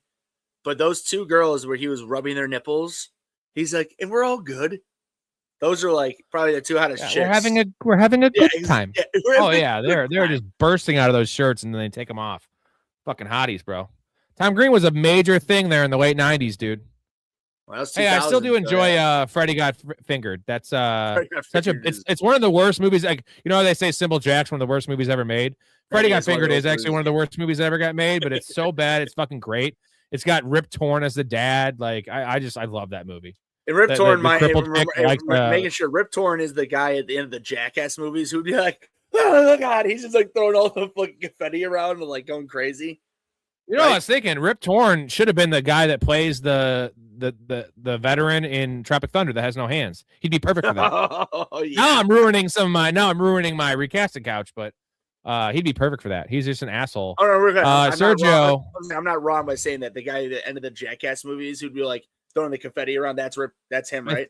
No, that's not him. That's a weird. That's like a carny dude. Rip Torn. Rip Torn's the guy that was in Men in Black. Yes, he's the main agent. And I know he's in a million other things. I'm just saying, just for reference. Yeah, okay. No, that guy is like the guy that throws the confetti in Jackass. That guy's fucking weird, dude. No. I know. I don't know why. I don't know why. As a matter of fact, I know why because I was just watching because it's been on HBO, I think, or one of those channels. So I mean, like the Jackass movies, all three of them have been like running the past like 3 weeks. Sergio, the Denver Broncos are going to win the Super Bowl. If you think they have if they win this game somehow, let's say they face the Seahawks. Do you like their chances there? So, Rob, I'll lay this out real easy for me. This is how I'm thinking. That is why I asked your question. If Jarrett Stidham goes out tomorrow and throws 2 touchdowns, 250 yards passing, 30 yards rushing, no rushing touchdowns, but no turnovers. Just in general, no turnovers. They're going to win that game, right? 2 passing touchdowns, 250 yards, like so. no turnovers. I know that's a lot to ask. I mean, he'll have at least 1 turnover, if not maybe 2, I'm guessing. But what I'm getting at is that this guy has learned under. Now, mind me if I'm wrong. Help me out here, but he was with New England under Belichick. Yes. And then Sean Payton, or who was there was somebody in between, right? It was between Oakland. But that was Josh McVay, right? Or not Josh McDaniels. Not Josh McDaniels. So it's still under that Patriot thing, even though I was the Raiders, but I'm saying still under that Patriot tutelage, if you will. And then Sean Payton trades for him. Now, again, I understand the guy hasn't played much at all. I what did they say? 3 passes the last 2 years or something like that. But there's a reason that these coaches who are very good, intelligent, good coaches who continuously want this guy on this team. This guy knows what he's doing. Now, of course, he's going to time put up to shut up. It's going to be the AFC Championship game against the number 1 defense in Denver. So he's up against, he's at home, but at least he's still against New England with one of the better defenses. I'm just saying that I don't think people are giving him as much of a chance as he's going to have. I just think they're going to run the ball a lot. They're going to control the clock, and they'll make sure they win that game and get to the Super Bowl, and then figure out things from there. You know what we haven't seen in a long time? By the way, shout out Chaz. The Chaz is in the chat. What's going on, man? You know what we haven't seen in a long time? A Ramondre Stevenson fumble. We have not seen it in a long time. Just throwing it out there, guys. You know, remember when I was saying before the playoffs started, now it hasn't really cost the Patriots games, that I said Drake May is a fumbling prone quarterback that does not take care of the football, and he's been fucking turning the football over in the playoffs. Ramondre Stevenson is due for a fumble. He is really due for a fumble, and this is the team to force it. So I'm just food for thought. Just saying. Jimmy Bubba's followers are called parrot heads. I've never seen a cheeseburger in paradise. That song is absolutely atrocious. Like, that's as bad as Red Solo Cup, right? That's actually the worst song ever made. You know how South Park. No, was it South Park? Was it Cheeseburger in Paradise?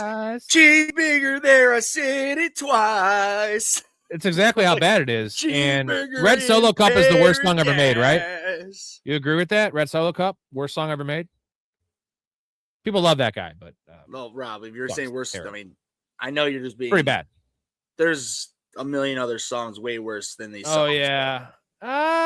It's pretty cool. It's pretty bad. Rob, let's put it this way. If you and I were in paradise and we were drunk and I threw on Cheeseburger in Paradise, you ain't gonna hate it. I'm saying I take my shirt off for sure, bro. Yeah, but I'm right now in the cold. My shirt off. I take my bottom off. Let's put it this way. I came over to your house after we're done and we had a couple of beers. I threw on Cheeseburger in Paradise at -30. You would fucking shut the fucking speaker and be like, fuck this song. I don't want to hear that. No, you know what might be the worst song ever? Remember Laffy Taffy? That Laffy Taffy. They repeat that line like 100 times. It's so bad. The music is like something a fucking 6-year-old could make. Yeah, it's so bad. By the way, you know I didn't say any words. Jason I just says, mumbled "Geez, Colby, if I can make it to 37, I'll be happy." Don't say that, Jason, because I'm that Jason, age. bro. And 97, bro. He does party. He does party a lot. But you'll be fine. You'll cut down on it eventually. You're 26, bro. Party it up. So you're like 40. Then slow down. That's what my theory is. That's what I'm doing. Right, Ray? That's what we're doing. So that's my plan. Let's see. If Colby says, Jason, as much as I drank, I'm surprised I made it to 37. But he played college baseball. I was an athlete my whole life. That's probably the reason I'm still alive. You know what? They've made a lot of advancements in modern medicine. And just stay off the hard shit, right? Like the booze. Drink beers. See? Drink the beers. I actually, as I'm ripping shots on these streams, but well, dude, you know, it's like Elon was at not to politically here, but I'm just telling people like this is like not like we're talking about life here, so I'm not being like you hate Elon, it's your fucking whatever, it's your thing. But Elon, what I'm saying, Elon was at the World Economic Forum in Davos, Sweden, that just happened this last week, and he was talking about like people like advancements with his you know, like if you heard about his head chip that he has, basically like people who are like what's his name, Stephen Hawking style, could like start walking again, like for neurochips and shit. So he's just saying like as time goes on, like people could live up to 130, 150 years old with technologies. So just saying like who knows? I love Elon Musk, but his whole Mars venture is just insane. It's insane. Well, dude, you know what's crazy though? He is insane, but the way he just explained it like a couple of weeks ago, it was all about the help me out here, like with the propulsion. With all the planets when they're going in the circle. Yes.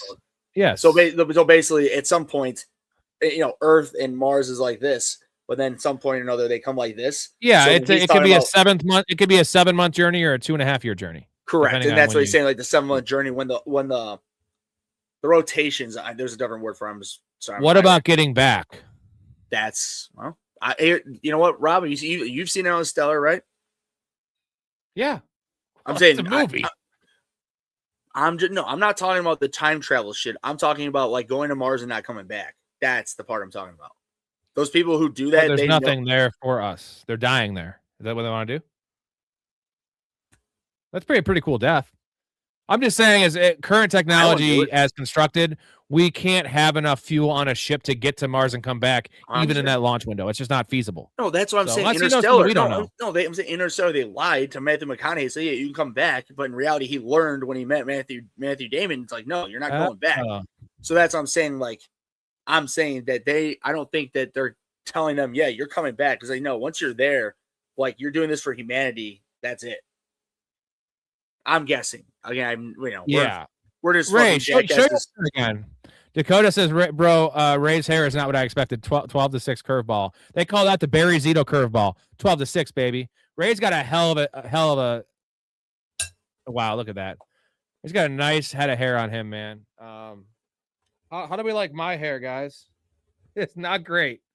It's not great. My hair, Ray, your hair kills my hair. Fuck you. You know, I got a better body than you, bitch, and a bigger cock. Jason says, what did you say about my Lock of Love? I said you have better hair, I have a better body and a bigger cock. So he might be right about one of those things, and it ain't about the cock.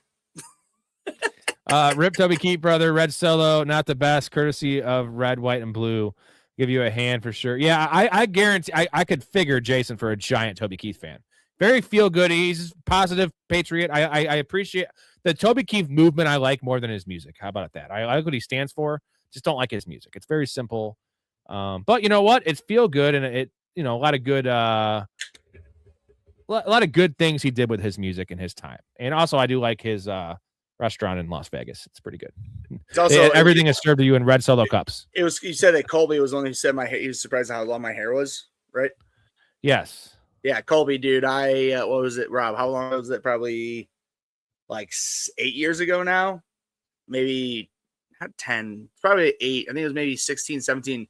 I grew my hair out 16 inches and donated it. Because as you can tell, look at Rob's nice beard.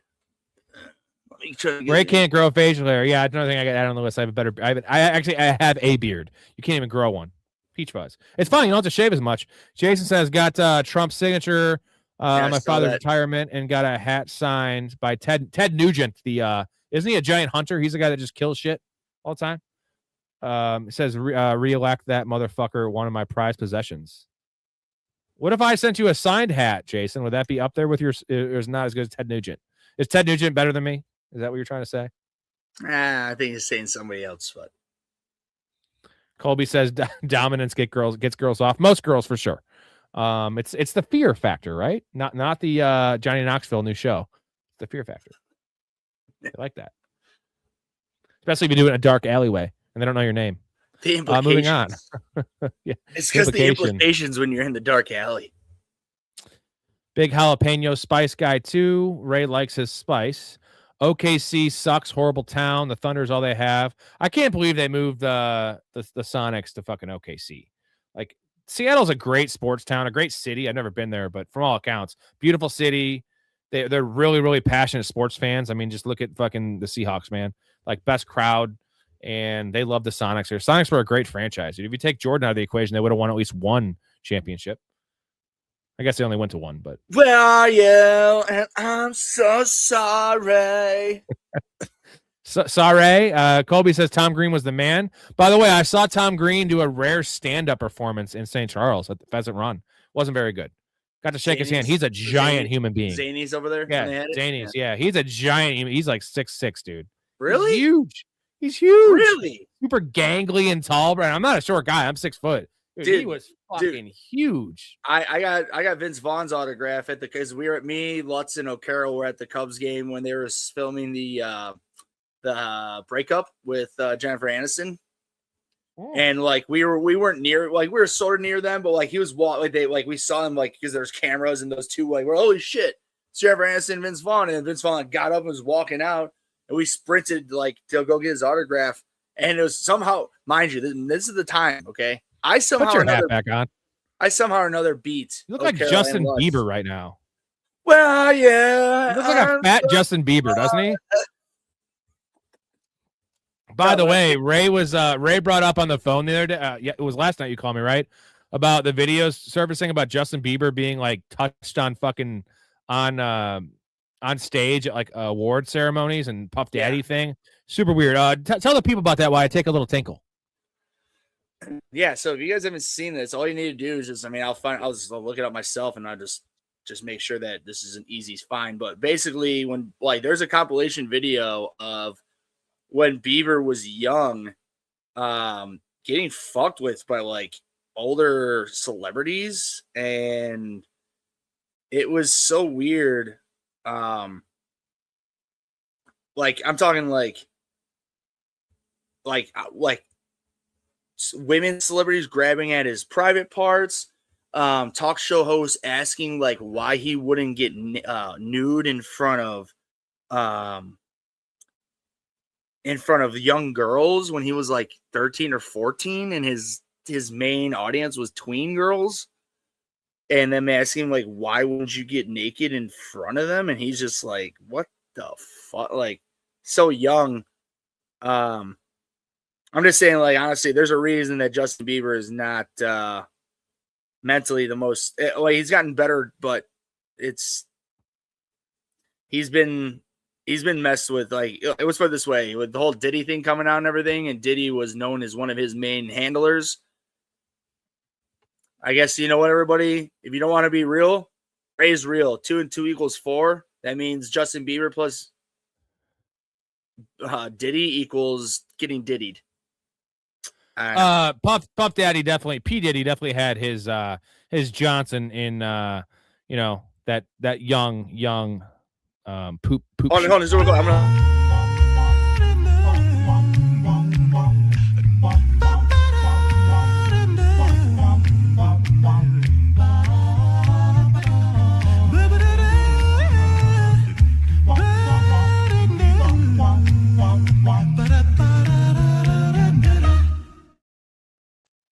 Hold on, I want to play this. Man that put his thing in a lot of poop shoots. That's our guy Bill Cosby, who we hate, by the way. It's not our guy, but James Corden. I call him our guy. You know James Corden, guy, yeah. like the British dude, blonde hair, shorter, like not like sort of like stocky guy. Well, anyways, This is him talking to Justin Bieber at an award show. Like, hey, don't play it. It's gonna get. I don't want to get. This is literally like a 10. This is. Okay, play it. You smell amazing. The dude was fucking 13 years old. Like, just. Oh, I didn't see that one. That's fucking weird. No, bro. What I'm saying. Weird. This whole video is a minute. I mean, I won't play it. I'll send this one to you. It's a minute and 15 video of celebrities just acting weird towards a young Bieber. Like, I don't know. I just don't blame the kid as much as I used to because he got handled big time, unfortunately. Sad. Yeah. Well, you know what? At least, as look at Macaulay Culkin. It's much easier for guys. I know it's A lot of people see it as guys can't be in that situation because we're guys. They can be. Women are just put in that situation far more often. Right. You know what I mean? I agree, but that's. I'm not going to sit here and like, totally agree with that because there's unfortunately plenty of. I guess what you're saying is, I get what you're saying is like a young male is essentially a female, right? It's the same thing. Yeah, as 100%. You know, if people don't understand this, and, that's what I'm laying down. Like if you're a young, like child Corey star, Feldman definitely got fucking diddled. Yeah, bro. Corey Feldman definitely got diddled. Yes, 1 million. The Coreys, I think both the Coreys. Yes. Good thing P Diddy wasn't around back then because he would have had both the Coreys at his parties for sure. The Rivers, dude, like Phoenix and his brother. Dude. I mean, everybody did. Like it's Leonardo DiCaprio, man. Like all these people, dude. It's sad. It's really sad, but that's how Hollywood is. You want to get big. Your parents, if you're young, will be told what needs to be done, and they'll just sell you off as a fucking sex slave, or just a slave of just without being sex, just being taken advantage, and it's not fun, dude. It's sad. It's not fun. Dakota, yeah, Red Solo makes me want to puke. We talked about it at work this week. We're ahead of the curve. Actually, we're behind the curve. We didn't know about this, but what's funny is somehow Tom Green got us down the Justin Bieber wormhole, which I want to emphasize the word hole, the Bieber hole, right? You've seen Workaholics, right? Oh yeah. Remember the episode that got banned? Who's the stand-up comic that was on that episode? What the fuck was his name? Hold on. It's called To Catch a Predator. It's what the fuck is his name? Chris Hansen? No, Chris D. Dila. Yeah. Yo, that dude. He's the Predator guy. He got busted for diddling busted. Right. It's fucking funny that like he's and by the way, he's also in the show You. Remember the show You on Netflix, a weird show? He's plays the same character. He's date raping girls in that too. And this is before the shit came out. So his two like main roles in like, popular culture were Workaholics, where his name on the Bieber fan site is Bieber Hole 69, which is just hilarious. And then on You, he's like date raping like 13-year-olds. So like just not a good look. And it's just crazy that it comes up like that. This is how Hollywood shows us though, man. Yeah. They put it in front of our eyes and then. But I'm saying like that, what you just said. That dude's name, what you just said, Justin Bieber Hole 69, that's like, yeah. Right. I know it's a comedy show, but like they're doing that to like show, bro. Like, I don't know. It's fucked up. That's crazy though. Thanks, Colbs, bro. I know. Ray, no homo. Maybe a little homo in there. It's fine, dude. We're fine. We're comfortable with our sexuality around here, and I can. I appreciate Colby. I acknowledge a handsome man or good hair. I got nice hair. That's all I got going for me, bro. I got the locks of love. I want. He liked your voice. He liked your voice. Where are you? We're so happy. Oh, I'm sorry. Oh, hold on. You gotta. Yeah, there we go. There. Well, yeah, and I'm so sorry. I cannot bleed tonight when Rob is so fucking gay. He loves dicks in his dirty hole because he's so fucking gay. And you got to give credit to this rookie sensation wide receiver out of Ohio State, Emeka Egbegbue. Emeka Egbegbue. Emeka Egbegbue. Sorry, I was just. Jason says, sounds like a downtown sports viewer. Gross. Jason and Jason and Mouth have a great beef. I appreciate it. It's politically based. Whatever. You know what? At least you guys are both fans of this show. That's all I care about. And Jason attacked me in my DMs. He's like, Ray, I think less of you now. I'm like, fuck off, Jason. I'm trying to help the fucking brand, you fuck. We do support downtown sports. I love you, Jason. Don't you're a hater, but don't you make me be a bigger hater than you, because I can hate in my heart. Ray don't have hate in his heart. Neither does Jason. Jason, you don't. No, but I'm saying Chappelle show. Jason's a lover, bro. I guarantee Jason's a giant hugger. Would you guarantee if we met Jason, he'd hug the fuck out of us? Sober or drunk? I was saying he wouldn't have a choice. I would hug him. So you're a hugger, bro. I'm a hugger too. So you're welcome. Blake says, Ray, we need to talk conspiracy sometimes. Me and Ray have gone down that wormhole many times. Do I have permission to talk about the Titanic fight? It was awesome. So during our we do a yearly, our oldest league we get together and we 11 of us get there for the party and 6 of us stay all night and drink. Me and Ray are always the last 2 up. And Ray and another friend of ours got in this fight where it was 4 of us left. And me and the other buddy we have this argument every year about Ben Wallace not being a Hall of Famer. I don't think Ben Wallace is a Hall of Famer in the NBA. I think he's a very good, one of the best defensive players ever, but a 6-year prime. He thinks Ben Wallace is a surefire Hall of Famer. I think Pau Gasol has a better resume, especially because of the European shit. Either way. And in the meantime, Ray and this unnamed buddy were arguing about a Titanic conspiracy. Ray says that it was sunk on purpose. And I don't want to get into the conspiracy, but it was just ended up being an actual fight, for real, a fight. Yelling at the top of your lungs, 5 a.m. There's people around. I got, people that live close to this house, neighbors. And it was awesome because it was just telling people the story. It was a fight over the Titanic. People thought it was a Titanic fight. It was a big fight. No, it was a fight over the Titanic. And just hilarious. If you know Ray, we love you, Ray. Just hilarious. And you know what? You weren't actually the instigator in this fight. I feel like you were keeping it kind of cool. And me and Gadarzi were just dude, we don't care. Why are we talking about the Titanic at fucking 4:30 in the morning? That's conspiracy. Meanwhile, we were yelling at each other about That's why you want to talk conspiracies. I'll go down the mega rabbit hole. That ain't a rabbit hole. It's just facts. Yeah, exactly. Unfortunately, yeah, J Beebs did get diddled by the diddler. Yeah, I can't, dude. This story isn't even broke yet, right? I mean, we know details, but now. No, but all you just look at Bieber's history when he grew up, and he was under fucking Diddy's arm every fucking time when he was young. He definitely fucked. You know what I compare it to though? It's sad. I don't want that.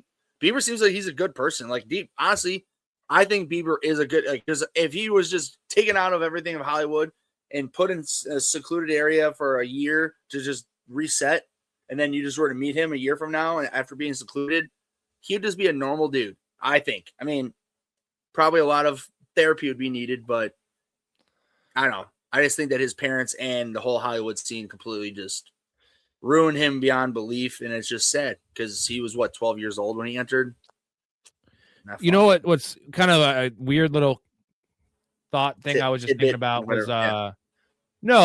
so Diddy was always joking about his parties back in the late 90s, how wild they were, and he was always tongue in cheek, how wild they were. Chappelle made a joke about it. Remember?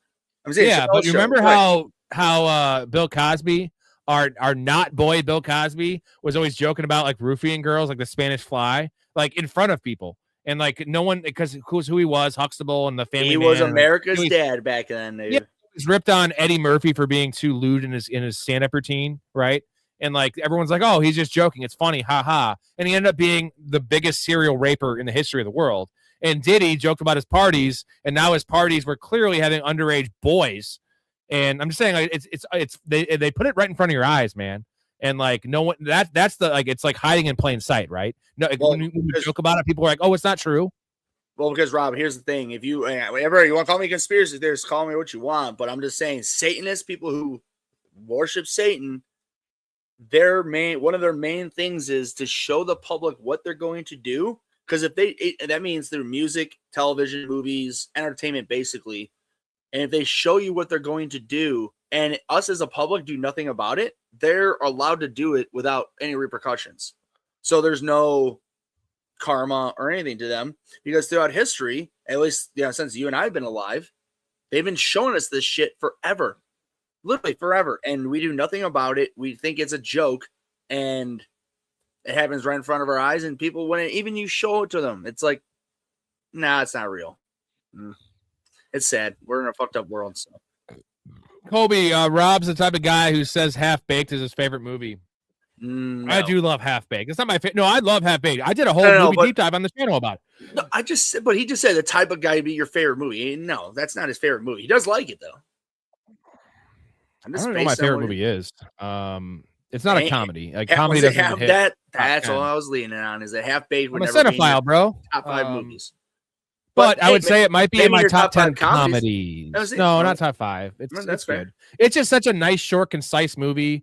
I love Chappelle personally, so you mix that there. Scarface is great in it, Hey Rob, hey, when you go to the store, can you get me what you we used to use them back in the day? What is it? Oh yeah, pussy. You got it. Oh yeah, pussy in a box of condoms. Yeah, and then which by the way, dude, what's his name? Jim. Oh, what was Brian? What's his name? The actor. When he starts naming Jim Brewer. Jim Brewer. Jim Brewer. Yeah, thank you. He's like, give me some Funyuns. Yeah. And No, like Funyuns just goes is on last. this He says whole- like 10 things, and he's like, right. and Funyuns. And Yeah. yeah, man. Oh, I did I can do that whole, I can recite that whole thing of, who's coming with me, man? Jan, thank you. Thank you. Jan. Shit, hey, Jan. Jan, You want to be my girlfriend? I girlfriend? would, but I'm a big dyke. Really? Yeah, I'm a lesbian. What's that Yeah, like, what's man? that like, man? But it's so just no such nonchalantly. Yeah. How's that? Brewer's like, great. man? Unfortunately, Jim Brewer is the most like prime example of Conspiracy like a theory. one-trick pony. You know what I mean? Like he can only play Jim Brewer. He can only play a stone guy. He just looks stoned too. Anyways, we have we have 19 minutes left in the show. If we get 3 more supers, we will add 20 minutes to the show and talk some more random shit. Anyways, we're gonna go through my bets one more time. Talk about Ray. random shit. God damn it, dude. Fuck We me. need Rob. we need Rob. 9 more subs. We are 9 subs short of 2,800. So I know most of you guys in here are probably you already subbed distracted anyway, me. but Distracted I'm sure me, if Rob. you could, you would sub I twice. blame you I for don't everything. care. I blame you for everything. Anyways, here's Helen Hunt. Say hello to Helen. Hi, Helen. You distracted me from there. my, You go. Rob, come on. Patty the Pit, bruh. Oh, Patty the Pit. Yeah, if you're not subscribed already, what are you waiting for? 9 away from 2,800. Anyway, thank you, Colby. You're the man. Shout out to the Patreon. Shout out to the Patreon subscribers. You guys are the shit. Keeping the lights on here. We're still gonna, even though football's over, even when football's over, we're still gonna be on the air 3 or 4 nights a week. Couple football shows, couple random shows. Dude, you know what we do around is here? What, less than 2 months? And we got drafts in April, combines in fucking March or February. Like there's a lot of February, stuff to talk about. Yeah, Football's a 12-month business here. I'll take a little bit of time off, isn't like a day or 2 per week, but not like weeks off. I don't take breaks from the show. Also, you get more than just the perks of donating to us and supporting the channel and keeping this going, because this is my job right now. Access to the Discord community, 70 people strong. Community fantasy leagues, guest appearances on the podcast, free merchandise giveaways like this awesome hat, and early access to these plays, man. I know the bets are going to stop, but you know what? Next year is going to be even more lucrative. We kind of had it down. We did pretty bad from week 15 on. We are 6-4 in the playoffs. We're going to end the year strong here. We have 4 bets this week. Probably have 2 or 3 plays for the Super Bowl. Let's end it on like a 6-1. What do you think, Ray? So we'll go over these plays one more time for you guys. Some of these odds have changed. That's the point of getting in the Discord. Then I put receipts on all these bets. These are all documented bets. When I bet them, I give you the site I'm using. I use 3 different apps: DraftKings, FanDuel, and Bet365. And you're gonna get the actual odds I get are as close to it when you see it. Stephon Diggs over 44.5 receiving yards. Sam Darnold over 5.5 rush yards. Devontae Adams over 47.5 receiving yards. And Kenneth Walker, the tiny dancer, under 115.5 total yards. That's total yards. Ray likes Diggs and Darnold. He's a little trepidatious about the Kenneth Walker take. And then Devontae Adams are kind of lukewarm on. I mean, dude, Rob, all I know is if he does that, Ray's winning money. So. Yeah, so I think Diggs, I bet them. Devontae Adams was my first play. I thought this was going to go up to 55, and it's only at like 49. Diggs is at 48. Darnold might have gone down. I think Darnold might be at 4.5 right now, which is insane. It opened at 8.5, right? It opened at 8.5, which makes me a little scary. But again, how can Vegas tell Sam Darnold not to run? Like if you're talking about like conspiracies, like I feel like the money for lines is much more concerning than it is for props. Like Sam Darnold get this a 1 8-yard scramble. You get it. Rob, I'll agree with that, but lower end players, maybe not as much. Only because I'm not saying Stephon Diggs, but I'm just saying, or even Devontae, any of these guys, these are all high end players. I'm talking like a Jadeo Walker on the Bears, somebody like that. Yeah. Saying, like, and it's like, more so for me, Ray. Yeah. It's more so for me, and the NBA is more concerned because NBA has so many games. Baseball, same thing. NFL, these guys have such a short life as I know, careers. but I'm just saying, like, a player like Jadeo Walker, who's a practice squad, regular season. That $800,000 that could pay him is a year's salary. And I'm saying Sam Darnold, if he balls out, wins the Super Bowl, that motherfucker's going to make $150 million in his next contract. You know what I mean? And especially to your point, football, you're not in there. Unless you're quarterback or a starting lineman, you are not in there every play compared to NBA and baseball. Like if you're a starter, and if you're not like a borderline starter, you're still playing a lot more than a borderline receiver like a Jadea Walker. So. Professionalfanatics.com if you want to get in. Colby, we'd love to have you. You seem like you're right up our alley. Join the fucking community, my dude, because it's a good community. A lot of good people. You won't miss it, bro. You'll love it. Not everyone gets along. Example one, Mouth and Jason don't get along. They're respectful to each other. They have some nice friendly puns, sometimes on the friendly puns. I'm always there to keep everyone in line. We preach positivity and love, and we want to make money, right? Fantasy, gambling, all that kind of shit. That's what we do around here. That's what I do because I need it, dude. I need to win in fantasy. I need to win in gambling because in the past, it was like my winter job because I worked at a country club. I had 3.5 months off. I relied on that income every year. Now it's a full-time thing and like all year. I got to crush fantasy. I crushed fantasy this year. I think I only made $8,000 or so, which, I only put in $6,000. So I did double my money. And then the gambling thing, I've been paying my rent with my picks for the most part, which isn't exactly the smartest strategy, but you know what I'm saying? I'm only giving you guys picks that I am betting myself. That's the difference between me and all these other fuckers that give you picks. It's literally $5 a month to get in for the picks and, the other perks. But like, I'm giving you picks I play, which these other people, I don't think they are because they're also awful. I'll pull up Bill Simmons, who I love. I don't want to shit on Bill Simmons, but here's Bill Simmons, this whole ringer verse they have. They're all under 500. That's trash, bro. Come on. 43 and 56, 43 and 56, 47 and 52. Not to mention with juice. You're down so much money if you follow any of these motherfuckers. Even 50 and 49. You're losing a decent amount of money. Your boy's 43 and 56. So I know. You know what he says though, which pisses me off? He's like always saying he's making money because he's not betting the ones he's picking. Like, so why are you picking them is my thing. Why are you picking them? And then why are you not telling us what you're betting?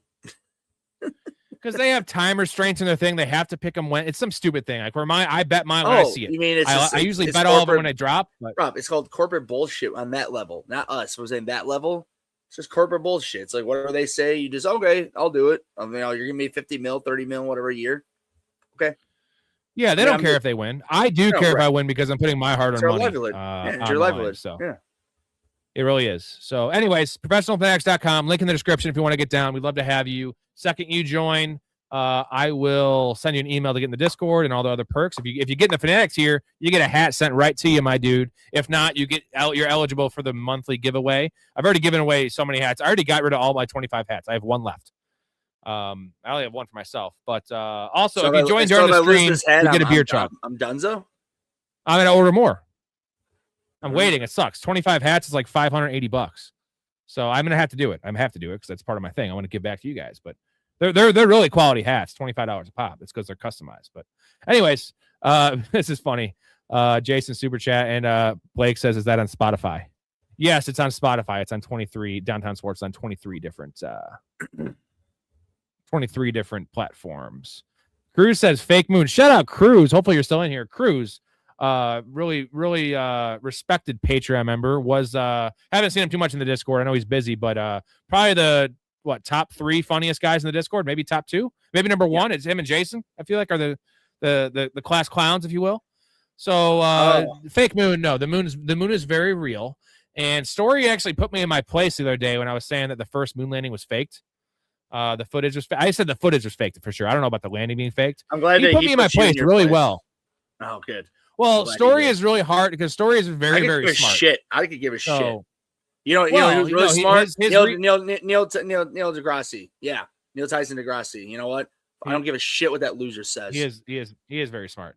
Yeah, he's a fucking paid shill. So well, anyways. So Storey was saying that the particles, the way the particles moved when they launched off, could not be created on the Earth. Oh, okay. In 1969. Well, yeah. Hey, Rob, you know what's great? Very valid statement. I could be in the Chicagoland area and not get any fucking cell phone service, okay? You're going to sit here and try to lie to me that we beamed from space to the Earth, live stream, because that's what they said. It was live streamed. So that's how it's a lie. That's why he's lying. He's lying. He's dumb. Storey's not dumb, but he's dumb on this. He's lying. He's lying. It was a very valid point. I'm not really as passionate about as you are.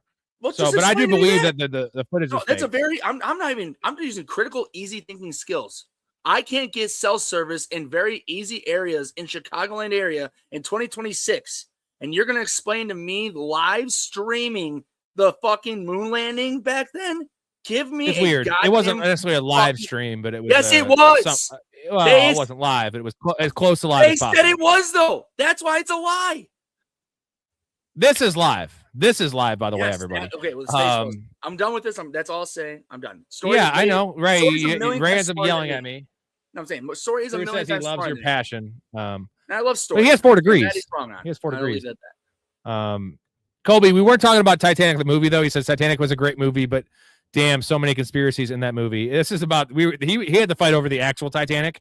What are your thoughts on the actual movie, Ray? You like Colby as well? You like the movie? I think it gets a lot of hate. It's very, very long. And you know my thing about Wolf of Wall Street being too long. Titanic is actually like it's fair. It deserves to be that long because like the backstory, it is too long. But you get the payoff with Kate Winslet's tits. Okay, and as a young boy, fucking love those titties, bro. They're pretty good. They're actually not even that nice titties. They're okay. They're a 7 out of 10. They're okay. Back then it was cool. PG-13 movie too, which there's nothing wrong with the movie, except just the lies about it. I mean, I'm not even talking the conspiracies, just like when I say the lies, more importantly, I'm talking about Jack dying. Rose is the fucking villain of the movie. Oh, fuck Rose. What a fucking No, I'm just saying, like, I'm not even going into the conspiracy of the That's Titanic sinking. I'm talking about the movie itself. She's a cunt. He could have been on that fucking piece of wood.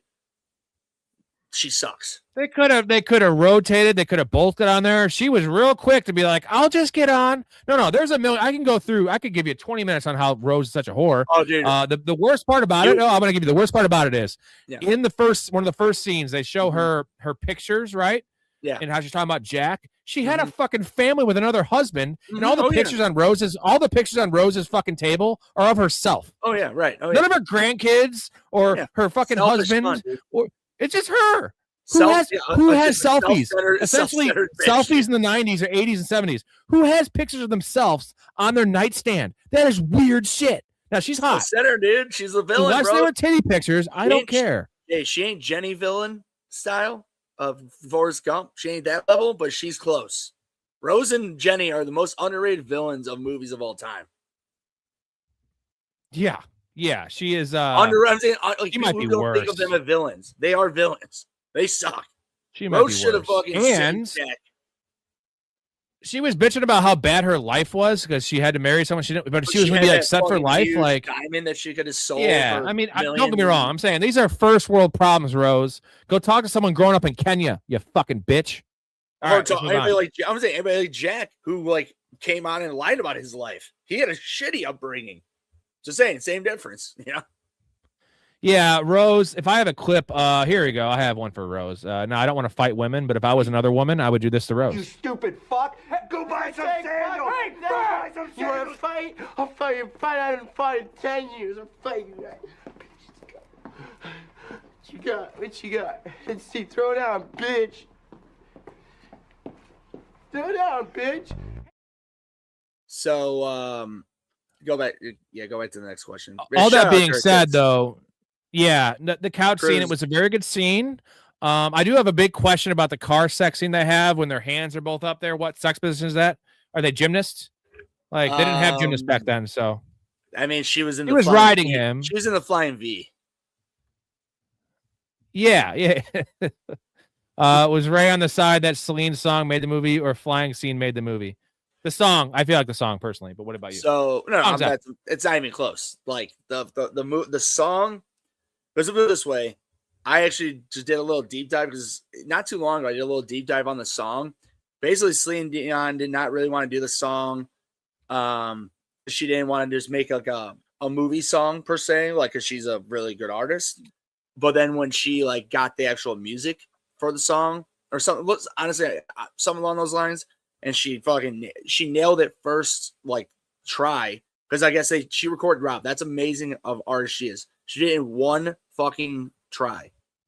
She did that recording that everybody can buy on online. That is her first recording she did. Yes, the song really helped the movie turned it into a multi-$100 million movie into a $1 billion movie, if that makes sense. As you know, I'm one that loves singing Bette Midler, right? Did you ever know that you're my hero? But I don't have a bad voice. I'm a drummer, again. I won't touch Celine Dion because I'm not looking to fucking mangle some piece of art. Now, Bette Midler's fine, but I can't touch Celine Dion. That's like, there's certain people I can't touch. Whitney Houston. I'll try to sing Whitney Houston, but I can't. Celine Dion, Whitney Houston, all time. All-time singers. Cruz agrees with you here. If the Hollywood machine supports you, that booty getting fondled, I'm with you, Ray. Unfortunately, it's not a fun thing, but Rob, real quick, this is a conspiracy theory that I've just come across recently. Do you think one-hit wonders, not every single one, of course, because of course there's just people who are just one-hit wonders who just they had their music written, they just had the perfect voice or whatever, persona for the song and music, whatever. But in general, like maybe we'll say 60% of one-hit wonders only became one-hit wonders because they didn't want to go through with the fucked up shit that Hollywood threw down for them to get to. Okay, you're good. We know you're good. You want to become this? You got to do, I don't know, whatever it may be. May leave it to your imagination. But I'm just saying, like, devious. No, sex, because I would things. definitely get fucked for $40 million. I'd get fucked for $20 million. I might get fucked for $1 million. Well, that's Rob. That's you. What I'm just saying. What about these people that are like, no, like my asshole is my asshole. Like your dick ain't going in there. So what you're saying is, if you ever see me on Fantasy Pros, you could pretty much assume that my butt's gonna get fucked before I get on there. Well, I mean, maybe not Fantasy Pros, but if you're on ESPN, Disney got a hold of you. Oh yeah, for sure. Just so you know, I don't want to be on Fantasy Pros. Now I know it's easy for me to say now because they haven't offered me a job. But I want to be myself. I couldn't be myself. I couldn't talk about how Rose is a piece of shit villain on Titanic on Fantasy Pros. They kicked me off the show. So I trust in what we're doing here, and I'm going to continue to do what I do when I hang out with my boys and talk with the community, with you. We ain't fondling no assholes on this channel. I can promise you that. Well, Ray, just wait. Oh God! Well, I got knives on. Jason's out of here. He's got 2 scrambles to play tomorrow. That guy plays a lot of golf. Hey, Jason! Before you leave, you asshole! Before you leave, he's already gone. That was 20 minutes ago. I know he's gone. I'm gonna text him right now. I'm gonna take a screenshot. This is some fuck you. Anyways, combines in March, combine March, draft in April. Okay, I think I had that right. It's crazy. It never sleeps, man. And then for me, I'm doing best ball draft starting in May. Stream live on the show every single fucking night, boys. So Dakota spent life in the golf world as well. One of the GMs I worked with is now a pro bettor. He lives on women's tennis. Dude, I had a buddy who still have a buddy who bets a lot on women's tennis, and there's some nice edges there. It's so weird because they only play it's first to 2 instead of first to 3, so that the matches can go really short, really wild. Okay, we have another 20 minutes in the show. Dakota's the man. We love you, Dakota. Coming through in the clutch here for us, and I can talk more about Rose. Did you ever know that you're my hero? Yeah. Dakota, did you ever know that you're my hero? You are the wind beneath my wings. Women's tennis, it was funny because I was just blindly following. We gotta chug one here. I was blindly following my buddy's bets, like tennis bets, and I was at work, and I'd have like the fucking the play-by-play up on these like women's tennis events, and it wasn't even like Wimbledon. It was like the Italian Open and some shit with like the 38th ranked player in the tournament versus like the 50th ranked player, and I was like, betting like $150 in these matches, and people were just like, "What is wrong with you?" I'm like freaking out about this like Italian Open women's tennis thing, and that's when you know you have a problem. And once I started losing on those, I was like, "Why am I betting this much money on this shit when I actually know football?" I did my own bets. I started trusting my gut, and it was wild though. It was like really wild. It's like betting on what the hell is it called? Like dog fights, or betting on like cockfighting, right? Like the Seinfeld episode where he's like, "How much worse can my life get?" It's 3 a.m. I'm at a cockfight. No wonder you're bad at bets until this year. I'm joking. The last 4 years. By the way, that is one of the funniest episodes. Like it shows all the characters. And like it's like you said, it's like what Elaine. He's like, "How you doing?" "I'm here 3 a.m. at a cockfight. How you think I'm doing?" And then like when the like slow mo, tamale. Yeah, George wants a tamale, right? Stop the fight. And all of a sudden, Oh my God, Kramer goes little in. Jerry Seinfeld. Exactly. I named my chicken after you. By the way, that's not a chicken. That's a rooster. Yeah. Cruz loves your passion. You get Ray talking any conspiracy, it goes from 0 to 60 faster than a Tesla. Okay. I'm trying. I'm sorry. Oh, it's fine. No, I mean it is fine. It's not fine. Time and place. It's not fine. It's not fine. No. I'm trying. There's just easier ways to convey your argument than yelling, right? It's very no. You know what it is? Your favorite show ever is It's Always Sunny. So it's Always Sunny-esque, where it's like when they're trying to like figure out how they can help like anything. Reason will prevail, and they're like, what we do is we just yell, and whoever yells the loudest usually wins. That's It's Always no, Sunny. No, like that's no. That was the joke, Ray. I love you, Ray. I know, but I know better than that. So no. Did you touch my drum set? Because Dennis doesn't help anything with me. I am Dennis when I'm driving. Take the lane, you bitch. Yeah, you bitch. You fat cow.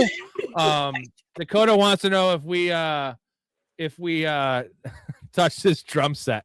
Suppose Nancy sees me coming out of the shower and decides to come on to me. I'm looking good. I've got a luscious V of hair going from my chest pubes down to my ball fro. And she takes one look at me and she goes, oh my God, I've had the old bull, now I want the young calf. And she grabs me by the wings. Shut the fuck up! Shut the fuck up! It's the best shut the fuck up ever. TB says, can't wait for the live draft streams. I know TB was in there way back in the day, one of the original OGs of the channel. I think I didn't do any best ball. I did a couple best ball drafts when I first started doing the live streams. Again, the show's been on for 5 years, but the live streams just for like this year. But I streamed, I want to say 25 Fantrax drafts, maybe more, because I did some of my wife. So maybe it was 30 of my 36 leagues. And TB was on there from the beginning, and they're all still on there, boys. Like, again, everything I do is documented with receipts. So my teams, you know how that counts. There's always like, I win this many leagues. Like, no, dude, I will give you all my shit. You actually see my drafts. So. And that our league that I was talking about, I want to become commission and start up. We should do like, because I still want to do it in person somehow. We'll figure that, the logistics on that. But a 4-hour live stream of that draft. Got to make sure no one says anything that's going to incriminate themselves. Like we're comfortable with it, but some people aren't. Well, then maybe we don't live stream. We just record it, and then we can maybe just bleep things. And I'm not doing a 4-hour edit. No, we're live streaming that. No, we need a live stream. Yeah, nah, fuck it. We need to do it though. I feel that would be so good. Yeah, I'm excited for. All right, ready? Yeah.